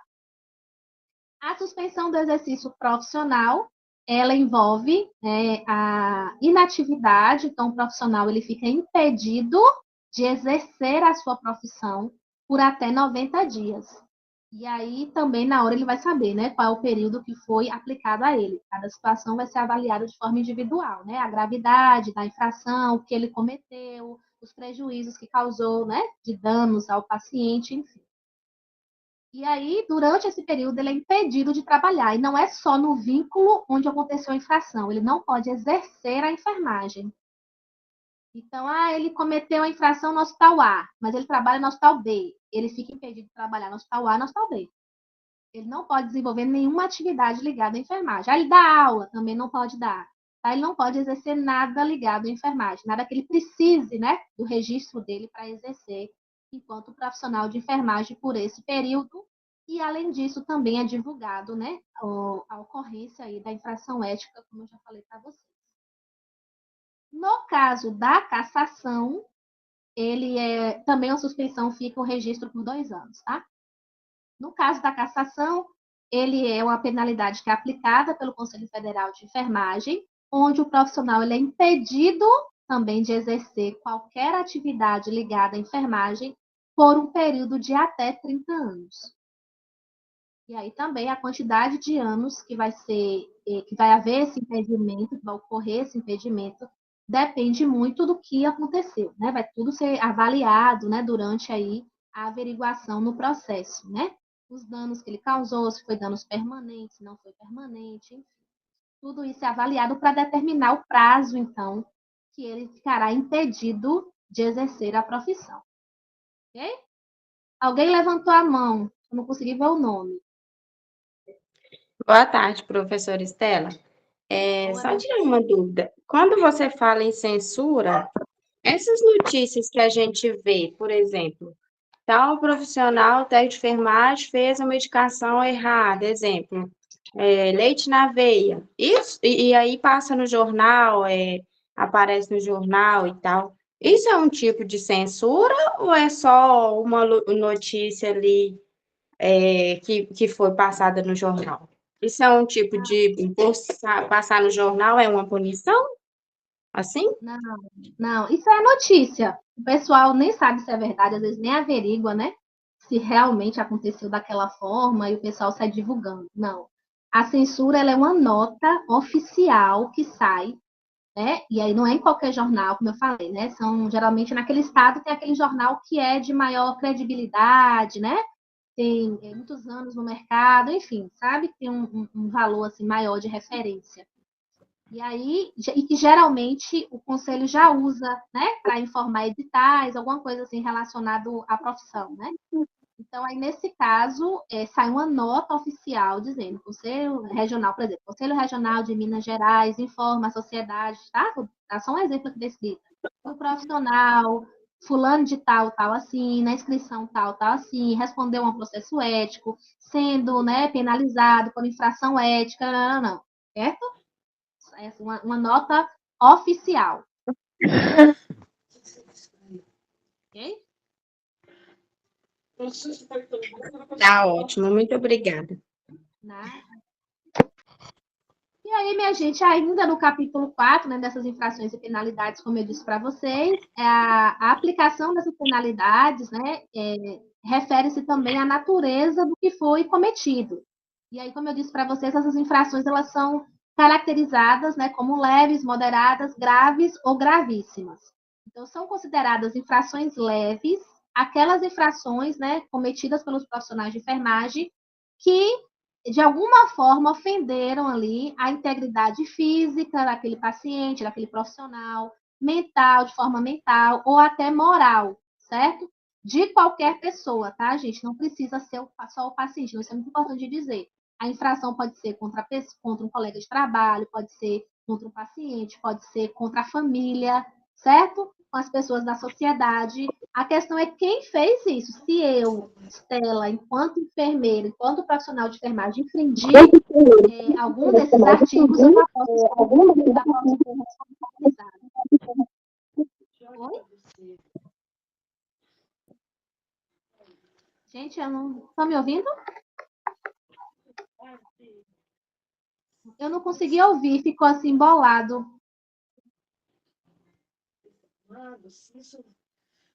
Não sei se foi pergunta, o microfone está ligado, eu não consegui entender. Ainda está ligado, viu, o microfone? Certo, minha gente? Então, nesses casos, né, essas infrações são consideradas infrações leves, lembrando que esses danos, né, de ordem física, mental ou moral, não podem ter causado nenhuma debilidade, certo, ao paciente, para ser considerado infração leve, e também são consideradas infrações leves aquelas situações onde esses profissionais de enfermagem venham de alguma forma, né, depois de comprovado, obviamente, eles vieram difamar alguma organização, né, alguma instituição de saúde ou a outras categorias profissionais, certo? Causando aí a essas categorias, a essas instituições algum dano, que seja patrimonial ou financeiro. Esse caso também se enquadra nesse grupo aí de infrações leves, certo? As infrações consideradas moderadas já será um pouco diferente. Nas infrações moderadas tem que haver alguma debilidade, né? Tem que ter sido causado alguma debilidade a essa pessoa, né? Pode ser paciente, profissional, enfim, como eu já falei para vocês. E essa debilidade ela tem que ser temporária, não pode ser uma debilidade permanente, tá? Então essa debilidade ela tem que ser temporária, pode ser de um membro, né, do corpo mesmo, de um sentido, né, visão, olfato, enfim, ou de alguma função da pessoa que prejudicou ali aquela funcionalidade da pessoa, né, por um tempo mínimo, né, como eu falei para vocês, não pode ter o caráter permanente, ou então que tenham causado também, né, danos mentais, morais, patrimoniais ou financeiros de forma mais grave, né, mais severa a essa pessoa ou instituição. Então, nesse caso, essas infrações são consideradas aí infrações moderadas. As infrações graves, vejam que a gente vai avançando, né, em termos de gravidade. As infrações graves, elas são consideradas aquelas infrações onde esse profissional provocou um perigo de morte, não houve óbito, mas a situação foi tão grave que houve esse risco, né, desse paciente via óbito, ou então situações onde houve uma debilidade, mas permanente. Lembre que na moderada a debilidade era temporária, aqui na grave a debilidade vai ser permanente, e essa debilidade pode ser de membro, de sentido ou de uma função, ou então situações onde aquele dano moral que eu falei para vocês, né, na moderada, na leve, que era um pouco, aqui na gravidade esse dano moral foi irremediável, não tem como consertar esse dano que foi feito aí, né? Seja ele mental, moral, patrimonial ou financeiro, foi de uma dimensão tão grande que não tem como revogar, né? Alternar essa situação. E aí, nesse caso, vai se encaixar em infrações graves. E as infrações gravíssimas serão aquelas onde houve o óbito, então o dano, o erro daquele profissional causou o óbito, né, daquela pessoa, ou então teve uma debilidade permanente de membro, sentido ou função, ou então dano moral assim, irremediável, mas de uma forma muito mais grave, com a dimensão ainda muito maior do que nas infrações graves, certo? Então, nós temos aí essas 4 classificações: leves, moderadas, graves ou gravíssimas. E aí isso vai impactar, claro, na intenção e no tipo de penalidade, né? Quanto mais grave a natureza da infração, maior também será a penalidade, ok? E, por fim, vamos falar de 2 situações também que são avaliadas durante esse processo, né, para aplicação dessas penalidades pelo Conselho, que são o que a gente chama, o que o Código vai chamar de circunstâncias atenuantes e circunstâncias agravantes. Então, o que são as circunstâncias atenuantes? O que vai ser favorável ao profissional que cometeu a infração, né? Para estar minimizando um pouco a penalidade. Essas circunstâncias, elas não anulam. Uma vez cometida a infração, não tem como anular. A não ser que não seja comprovada a infração e o profissional é absolvido. Mas se foi comprovado que houve a infração, essa infração ela não é anulada por essas circunstâncias atenuantes, tá? O que pode ser levado em consideração é uma redução da penalidade, a depender da natureza também, né? Porque se foi gravíssima, não tem jeito, certo? E o que é que o Código vai trazer como circunstâncias atenuantes? No caso, pensando no profissional, tá? Que cometeu a infração. Ter o infrator procurado logo após a infração, possuir espontânea vontade e, com eficiência, evitar ou minorar as consequências do seu ato. Ou seja, o profissional, assim que fez, percebeu que fez a infração, e ele, além de confessar isso, né, ali para a pessoa que está responsável por ele, por exemplo, o enfermeiro, para a direção, enfim, além de já dizer o que ele cometeu, ele procurar tentar, né, quando possível, minimizar os danos ao paciente, né? Então, nesse caso, pode ser considerado aí como uma circunstância atenuante. Gente, tem alguém com o microfone ligado. Veja aí quem está com o microfone ligado. Outra situação, outra circunstância que pode ser considerada atenuante: ter bons antecedentes profissionais. Então, durante o processo é levantado isso, tá? Essa questão. Se aquele profissional já respondeu um processo ético antes, se ele já teve outras infrações, se ele já teve alguma sanção administrativa naquela empresa, né, naquela instituição, naquela unidade, há quanto tempo ele trabalha no local, teve pessoas que realizaram o depoimento favorável, falando, né, da conduta dele, falando bem da conduta dele enquanto profissional. Então, tudo isso pode ser encarado aí como bons antecedentes profissionais, certo? Outra circunstância atenuante, ele ter cometido, ele conseguir provar que aquela infração que ele cometeu, mas ele estava sob alguma situação de coação, de intimidação, certo? Ele foi obrigado a fazer, ele não tinha como se recusar a fazer, mesmo ele sabendo que era uma infração, mesmo assim ele fez. Como eu disse, não anula o ato, né? Porque ele não deveria ter feito, mas houve uma circunstância aí de pressão, né? De coação, que, querendo ou não, influenciou ele, ou que levou ele a cometer aquela infração. Então, também pode entrar como circunstância atenuante.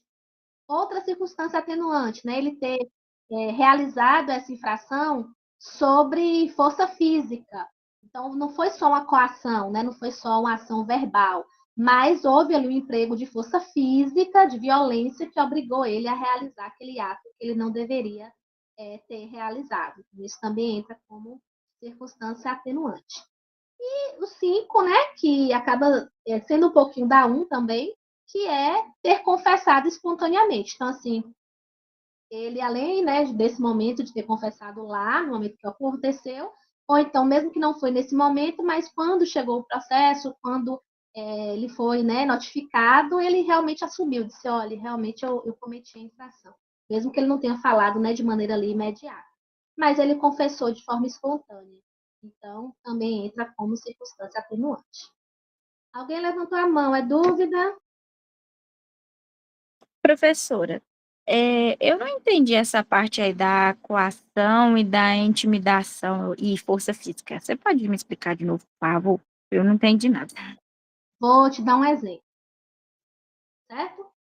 Você é técnica de enfermagem, eu sou enfermeira. Aí eu mandei você fazer uma sondagem vesical. Eu sei que é a minha função, né? A atribuição do enfermeiro. Mas eu mandei você fazer. Aí você me diz assim, ô Estela, eu não vou fazer não. Aí eu falo, você vai fazer, sabe por quê? Porque se você não fizer, eu vou falar pro diretor e você vai ser demitida. Aí você cede a minha intimidação e faz o procedimento. Só que aí você fez o procedimento, aí sim, pode ter feito um dano ou não. Vou usar as duas situações. Você fez um procedimento, não aconteceu nada com o paciente, mas você foi denunciada. Você cometeu infração. Ou você fez o procedimento, mas, e nessa realização do procedimento, você trouxe um dano para o paciente. Você lesionou lá a uretra do paciente. O paciente começou a ter o sangramento. E aí você foi denunciada, né? E aí você vai responder. De uma forma ou de outra, lesionando ou não o paciente, você fez uma infração, porque era um procedimento que você não tinha habilidade ética e legal para fazer. Certo? Você fez. Mas aí você pode provar, vai dizer, ó, tudo bem, eu fiz. Só que eu fiz porque a Estela me ameaçou. A Estela era enfermeira, né? Pessoa imediata, minha chefia imediata, e ela disse que se eu não tivesse feito, eu ia perder meu emprego. Isso anula o que você fez? Não. Mas você concorda que você foi numa situação diferente? Foi numa situação que você estava sendo intimidada, coagida? Entendi. Então, nesse caso, entra como uma circunstância atenuante. Você não é absolvida por isso, porque você fez, você tinha que ter se recusado. Você tinha que ter dito, ó, Estela, tudo bem, mas eu não vou fazer porque meu código não permite. Você pode até falar com quem você quiser, mas eu não vou fazer. No caso, a pessoa fazendo não vai, sendo coagida ou não, ela não vai ser, como eu posso falar, não vai, Inocentada. não vai deixar de ser penalizada porque ela foi coagida ou foi forçada a fazer aquilo que não era de âmbito dela, da profissão dela. Porque ela sempre pode se recusar, né? Entendi. Entendeu? Agora eu Mas aí, entendi. agora entra no seu processo, isso vai ser levado em conta na análise, entendeu? Entendi. E aí vai acarretar de qualquer forma na minha carreira, porque não era da minha profissão e eu fiz de qualquer forma. Você fez de qualquer forma, você fez mesmo sabendo que não poderia ter sido, não poderia fazer aquilo porque não era de sua competência, né? Entendi. Obrigada. É diferente, gente. Por exemplo, vou usar o mesmo exemplo da sonda vesical. Eu sou enfermeira, estou apta, né, competência técnica, legal, para fazer a sondagem. Aí eu fiz uma sondagem, o paciente tinha uma passagem difícil, uma uretra obstruída, sangrou. Eu vou ser penalizada por isso? Não, porque se eu seguir a técnica correta, o paciente tinha, né, o estreitamento de uretra, era uma coisa que poderia acontecer. Mas eu cometi alguma infração nesse sentido? Não, porque eu tinha competência para isso, né? Tinha habilidade, a lei, né? Meu código me permitia fazer. Então, foi um efeito, vamos assim dizer, uma consequência do procedimento que pode acontecer, certo? Então, veja que são situações diferentes. No caso dela, não. No caso dela é porque ela não poderia ter feito. Mesmo que a passagem da sonda tenha sido ótima, sem nenhuma intercorrência, não importa. Ela não poderia ter feito. Porque ela não tem habilidade, não tem competência, né, legal para fazer esse tipo de procedimento. Mesmo que ela saiba fazer, mesmo que ela já tenha feito, mesmo que ela não tenha trazido nenhum dano para o paciente. Mas nesse caso, ela não poderia ter feito. Porque ela colocou o paciente em risco. Certo? Agora vamos falar das situações agravantes. Se tem as atenuantes que podem, né, auxiliar um pouco, né, a questão das infrações para o profissional infrator, as agravantes podem aumentar a penalidade. Então, quais são essas situações agravantes, né? Ser reincidente, é um profissional que já respondeu a outros processos éticos e ele continua fazendo, né, cometendo infração, mesmo que não sejam os mesmos artigos, mas ele quer dizer que ele não aprendeu, né? Porque se eu cometi um erro, ele não conheceu o código, não foi ler novamente, não procurou aprimorar, né, a sua prática, ele continua cometendo infração e respondendo a processo ético. Então, isso entra como uma circunstância agravante. 2, causar danos irreparáveis ao paciente, à família, enfim. Cometer infração dolosamente, ou seja, com intenção. Ele sabia que não poderia fazer, ele sabia que aquilo ia causar um dano ao paciente, mesmo assim ele fez ou não tomou os cuidados necessários para evitar que aquele dano acontecesse ou tentasse, pelo menos, minimizar os danos àquele paciente. Outra situação agravante, cometer infração por motivo fútil ou torpe. Infringiu porque quis mesmo, ou por um motivo, sabe? Não teve nenhum motivo de necessidade real e que justificasse ele realizar aquele procedimento naquelas condições, ou por insegurança, ou na presença de uma falta de habilidade, né? Mesmo que ele tenha competência para isso. Mas não, ele simplesmente foi, mesmo por imperícia, por imprudência, e causou dano ao paciente. Outra situação agravante, facilitar ou assegurar. Né? Então, naquelas infrações, foi ele quem praticou a infração, né? Ele que estava ali na execução, ou ele ocultou, ou ele mesmo infringiu, alguém infringiu e ele não tomou as medidas éticas e legais, ocultou a infração. Ele teve alguma impunidade de alguma forma, então às vezes a instituição tomou ciência, né, e não informou o conselho, não tomou as medidas cabíveis, ou então ele teve de alguma forma uma vantagem com essa infração ou com outra infração. Isso entra também como situação agravante. Outra situação agravante, aproveitar-se da fragilidade da vítima. Então, se ele cometeu aquela infração e aquela infração ainda teve um dano maior, porque aquela vítima se encontrava em situação de vulnerabilidade, de fragilidade. Então, por exemplo, era uma vítima que estava inconsciente, era uma vítima que não podia, né, não tinha condições naquele momento ali de estar se negando, né, recusando aquele procedimento.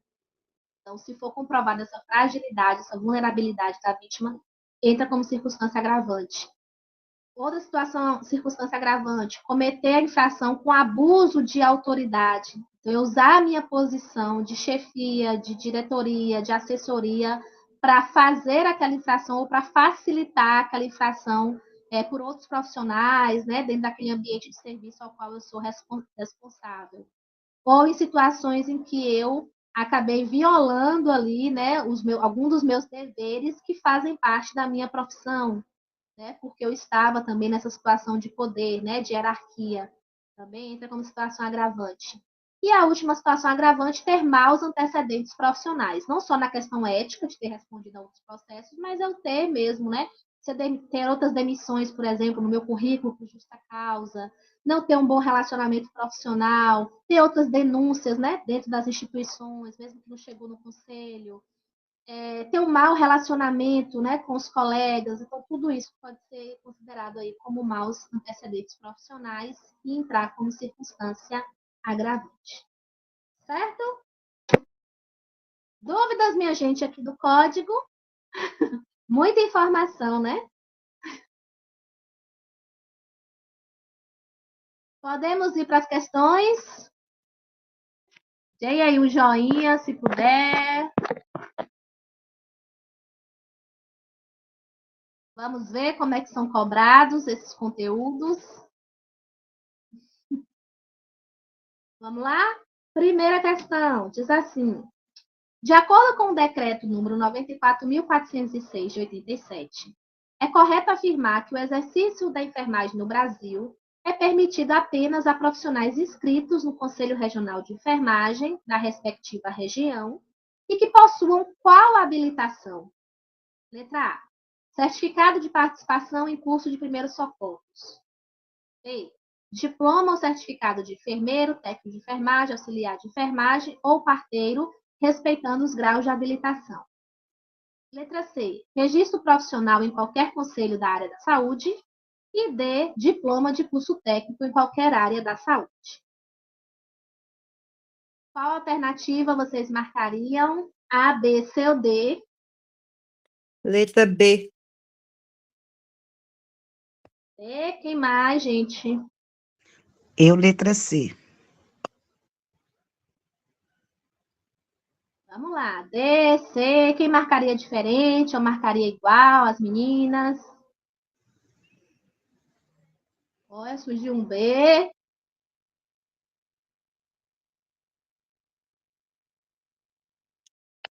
Marisa acha que é B também. Ninguém vai de A? Já saiu B, C, D.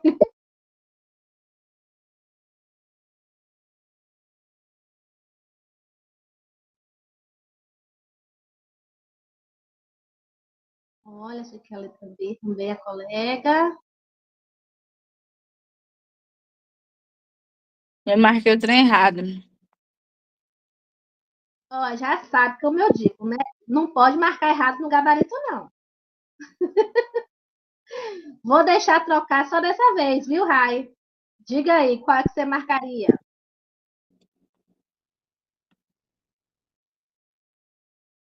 A, B, C ou D?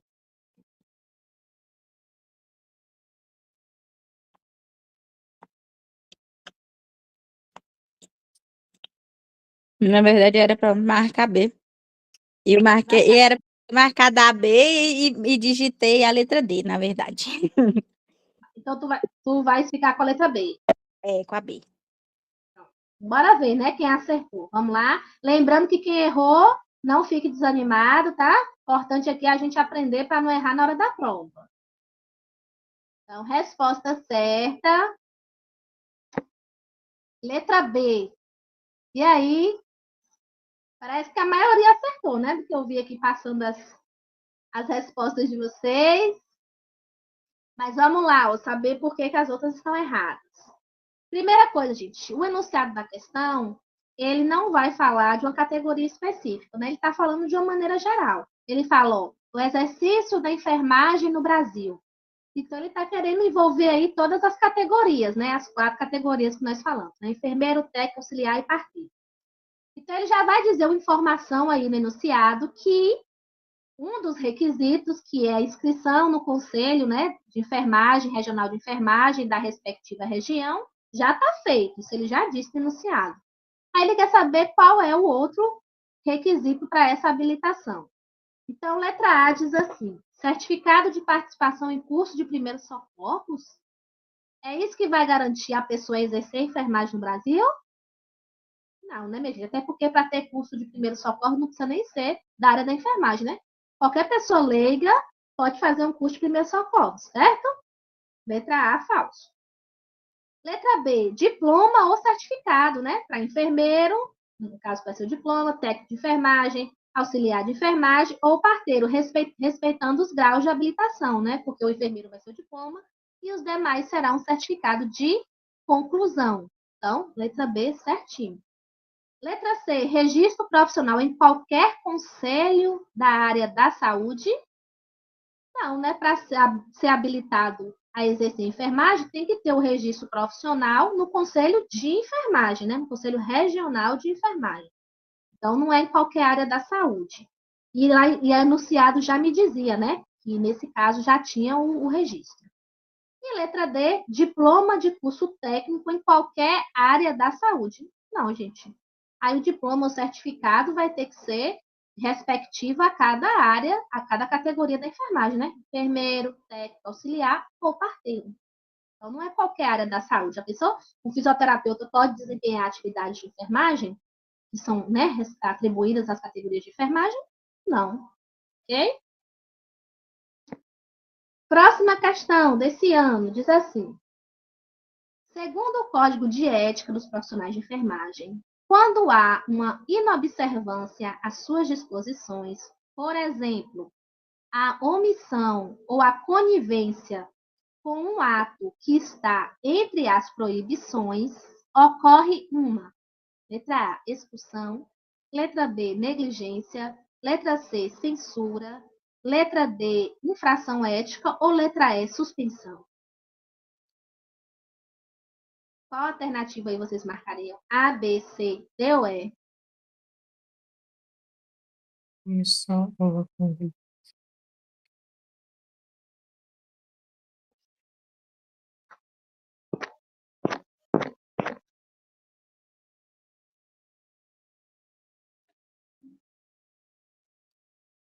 Vamos lá, gente? nossa, confundiu. Eu fiquei entre a letra E, D e E. Tem que escolher uma. Marcaria qual? Nossa.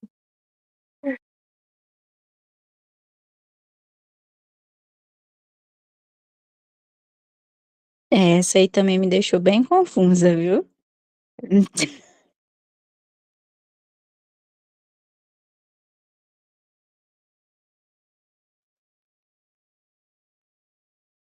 Vamos lá, minha gente, tem que escolher. Registrem aí, se fosse na hora da prova, no gabarito, tinha que marcar. Marcaria qual?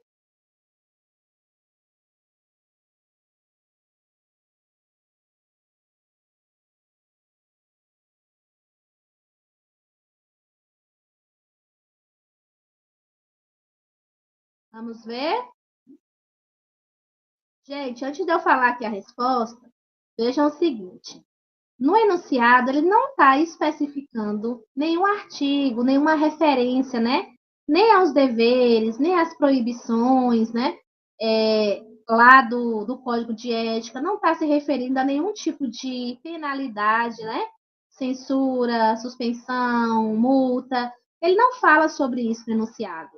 Ele só diz o seguinte, que nas situações onde o profissional de enfermagem, né, não segue, não observa, né, o que diz lá no código, por exemplo, né, quando omite comete uma infração por omissão, né, de algo que deveria fazer e não faz, por conivência, né, e acaba cometendo aquele artigo, né, que não deveria fazer. Então, nesse caso, ele está fazendo o quê em relação ao código?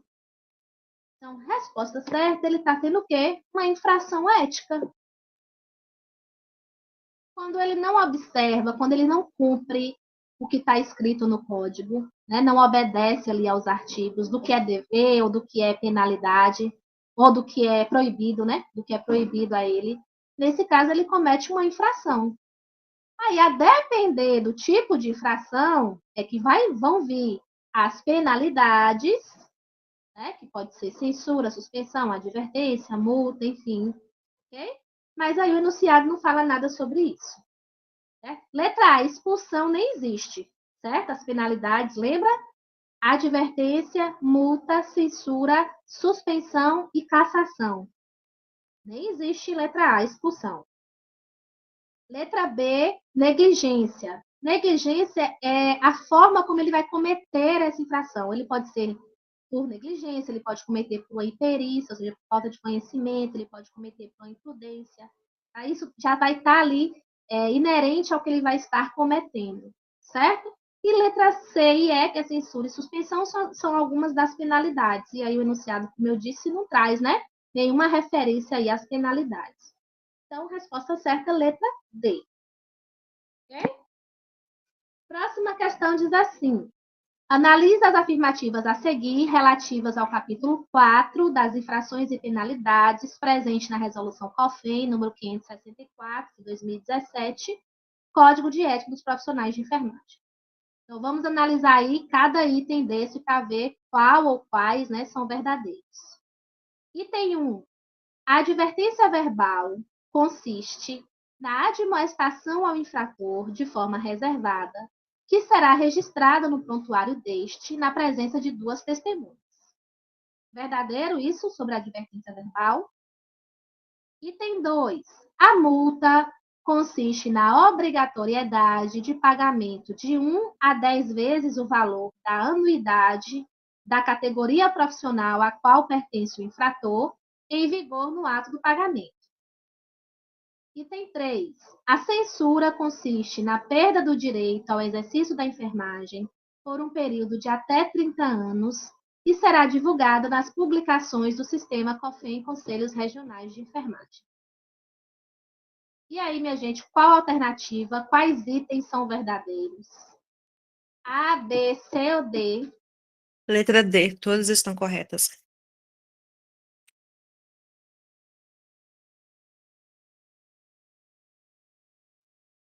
Registre aí.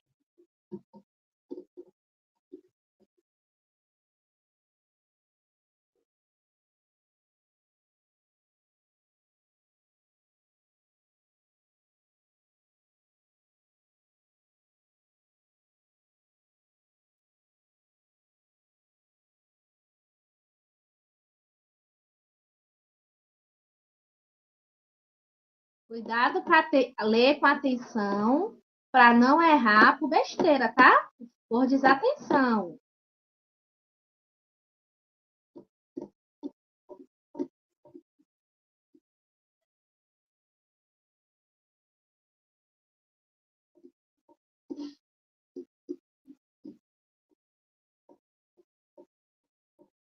Vamos ver, resposta certa.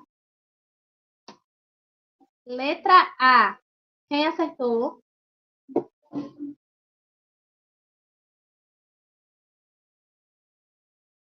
Vamos ver o erro da 3. Uma troca de palavras aí.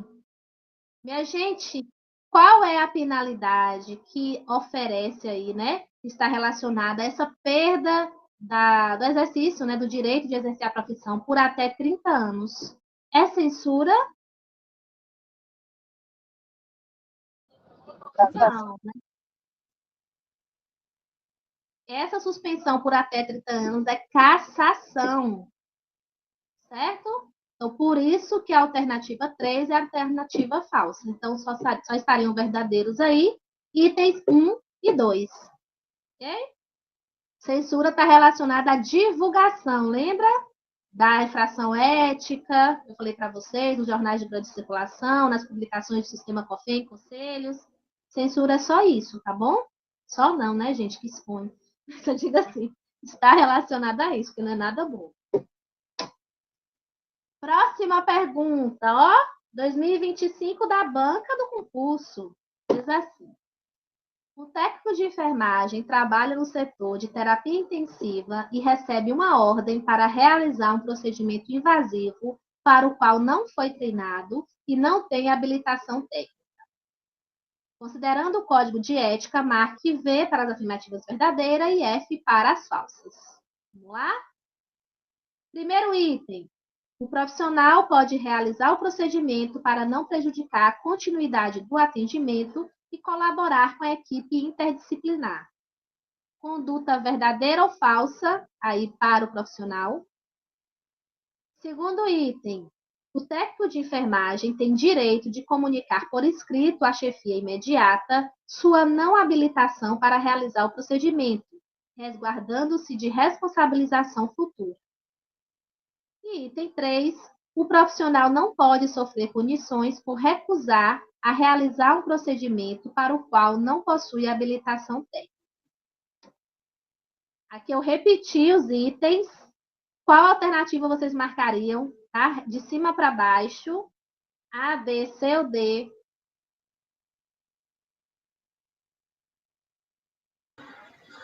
C.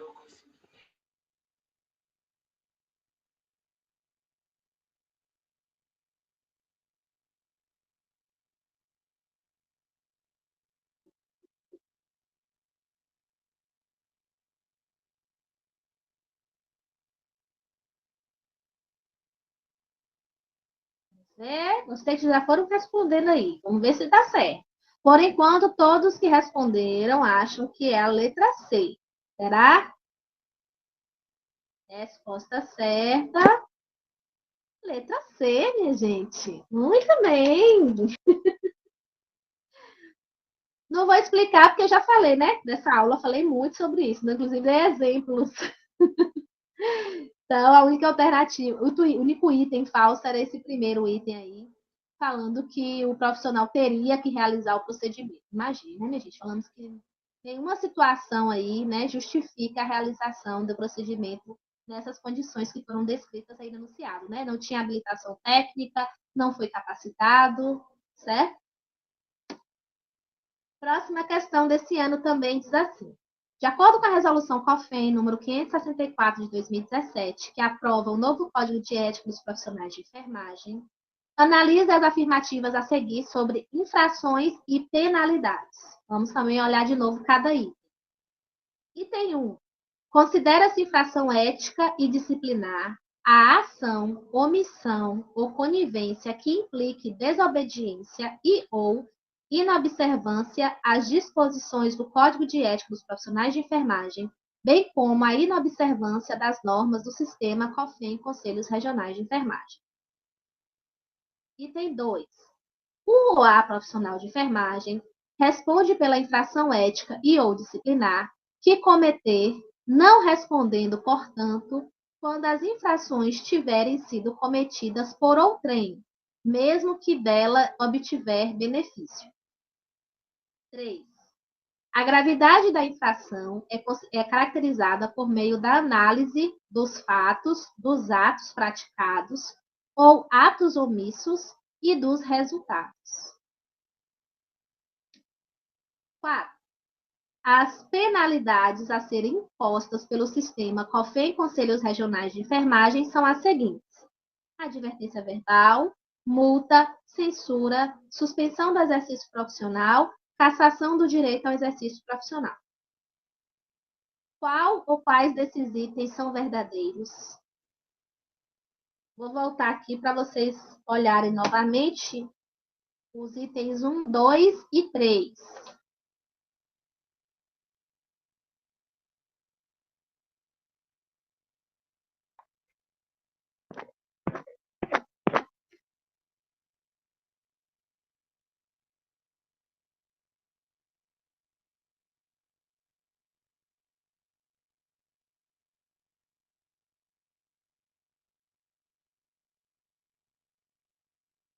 E aqui o item 4, novamente.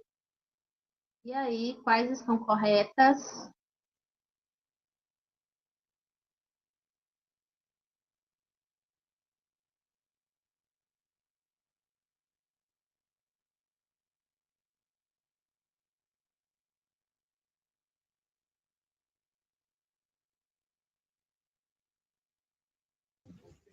D, Ninguém mais, né, gente? Ficaram na dúvida, foi? Cris acha que é D, Rose acha que é D, quem mais?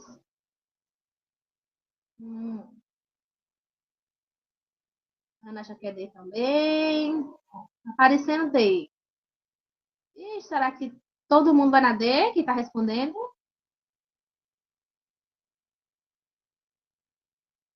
Será que é tudo verdadeiro? Eu acho letra E, tudo verdadeiro. Então vamos ver se vocês acertarem. Resposta: letra D. A 2 não era verdadeiro. Vamos ver por quê, minha gente? Voltar aqui rapidinho. Primeiro, né, falando que a infração ética, né, e disciplinar, seja por omissão, né, do profissional, seja por conivência dele, né, por desobediência, por não observar, né, as disposições do código e também por não observar aí as normas estabelecidas pelo sistema COFEM em conselhos regionais. Verdadeiro. Segundo, está dizendo que o profissional de enfermagem responde pela infração ética e ou disciplinar que cometer. Verdadeiro, né? Se ele infringe algum desses artigos, ele vai responder. Só que aí a alternativa, o item 2 também diz que ele não responde pelas infrações que forem cometidas por outros profissionais quando ele souber, né? Ou quando ele, na verdade, quando ele receber benefício. Falso, ele responde também. Lembra que não tem um artigo da proibição que diz que não pode receber benefícios indevidos? Então, mesmo que ele não cometeu, mas ele sabe que outro profissional cometeu, e aí, né, ou por não denunciar, né, para não denunciar, para não falar, ele recebeu benefício, né, para ficar calado, para ser omisso, ele responde também, mesmo que ele não tenha cometido, certo? E não só esse código, nós temos outros artigos que nós falamos nessa aula que eu falei, ser conivente, mesmo, né, praticar, cooperar, ser omisso, se está relacionado à infração, o profissional responde também. Ele não precisa só ele diretamente praticar, não, tá bom?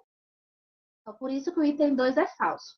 O item 3, falando, né, dos aspectos que são observados para aplicar as penalidades, ou seja, analisa os fatos, os atos praticados, as omissões, os resultados, ou seja, os danos, né, que foram causados às pessoas, à coletividade. Então, verdadeiro. E o item 4, falando dos tipos de penalidades possíveis de aplicação. Então, está tudo certinho também. Próxima questão diz assim: o artigo 12 da Lei nº 7.498, de 86, estabelece que o técnico em enfermagem exerce atividade de nível médio, envolvendo orientação e acompanhamento do trabalho de enfermagem em grau auxiliar, e ainda participação no planejamento da assistência de enfermagem. São consideradas atribuições do técnico de enfermagem, exceto: letra A, prescrever assistência de enfermagem. Letra B, participar da programação da assistência de enfermagem. C, executar ações assistenciais de enfermagem, exceto as privativas do enfermeiro. Letra D, participar de orientação e supervisão do trabalho de enfermagem em grau auxiliar. Qual alternativa vocês marcariam? A, B, Letra C. A. A também.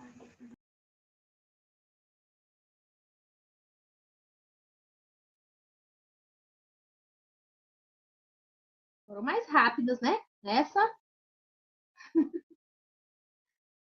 Lembrando que o enunciado quer alternativa falsa. Cuidado e tenham atenção nisso, tá bom? Então, resposta correta, que é a falsa, letra A, prescrever assistência de enfermagem. Né? A prescrição da assistência de enfermagem, a prescrição de medicamentos segundo protocolos institucionais, é função privativa, né, ou exclusiva dos enfermeiros. O restante está certinho aí como atribuição do texto. Ok, minha gente, chegamos ao final da nossa aula. Nos estendemos um pouquinho, eu já esperava que se estendesse, porque esse assunto ele é um pouquinho mais longo, certo? Falar do código demanda um pouquinho de tempo mesmo. Mas espero ter esclarecido essa parte, né, da legislação profissional, da lei do exercício profissional, do código de ética. Qualquer dúvida, estou à disposição, certo? Tá meu Instagram aí, é meu nome, né? Para quem não me seguiu ainda, @StelaRenate. Qualquer dúvida pode mandar lá no direct, se estiverem estudando aí depois, tá? Estou à disposição de vocês. Lembrando que amanhã a gente se vê no horário normal, à noite, com a aula de legislação, certo? Um cheiro para vocês, bom final de noite aí. E até amanhã, minha gente.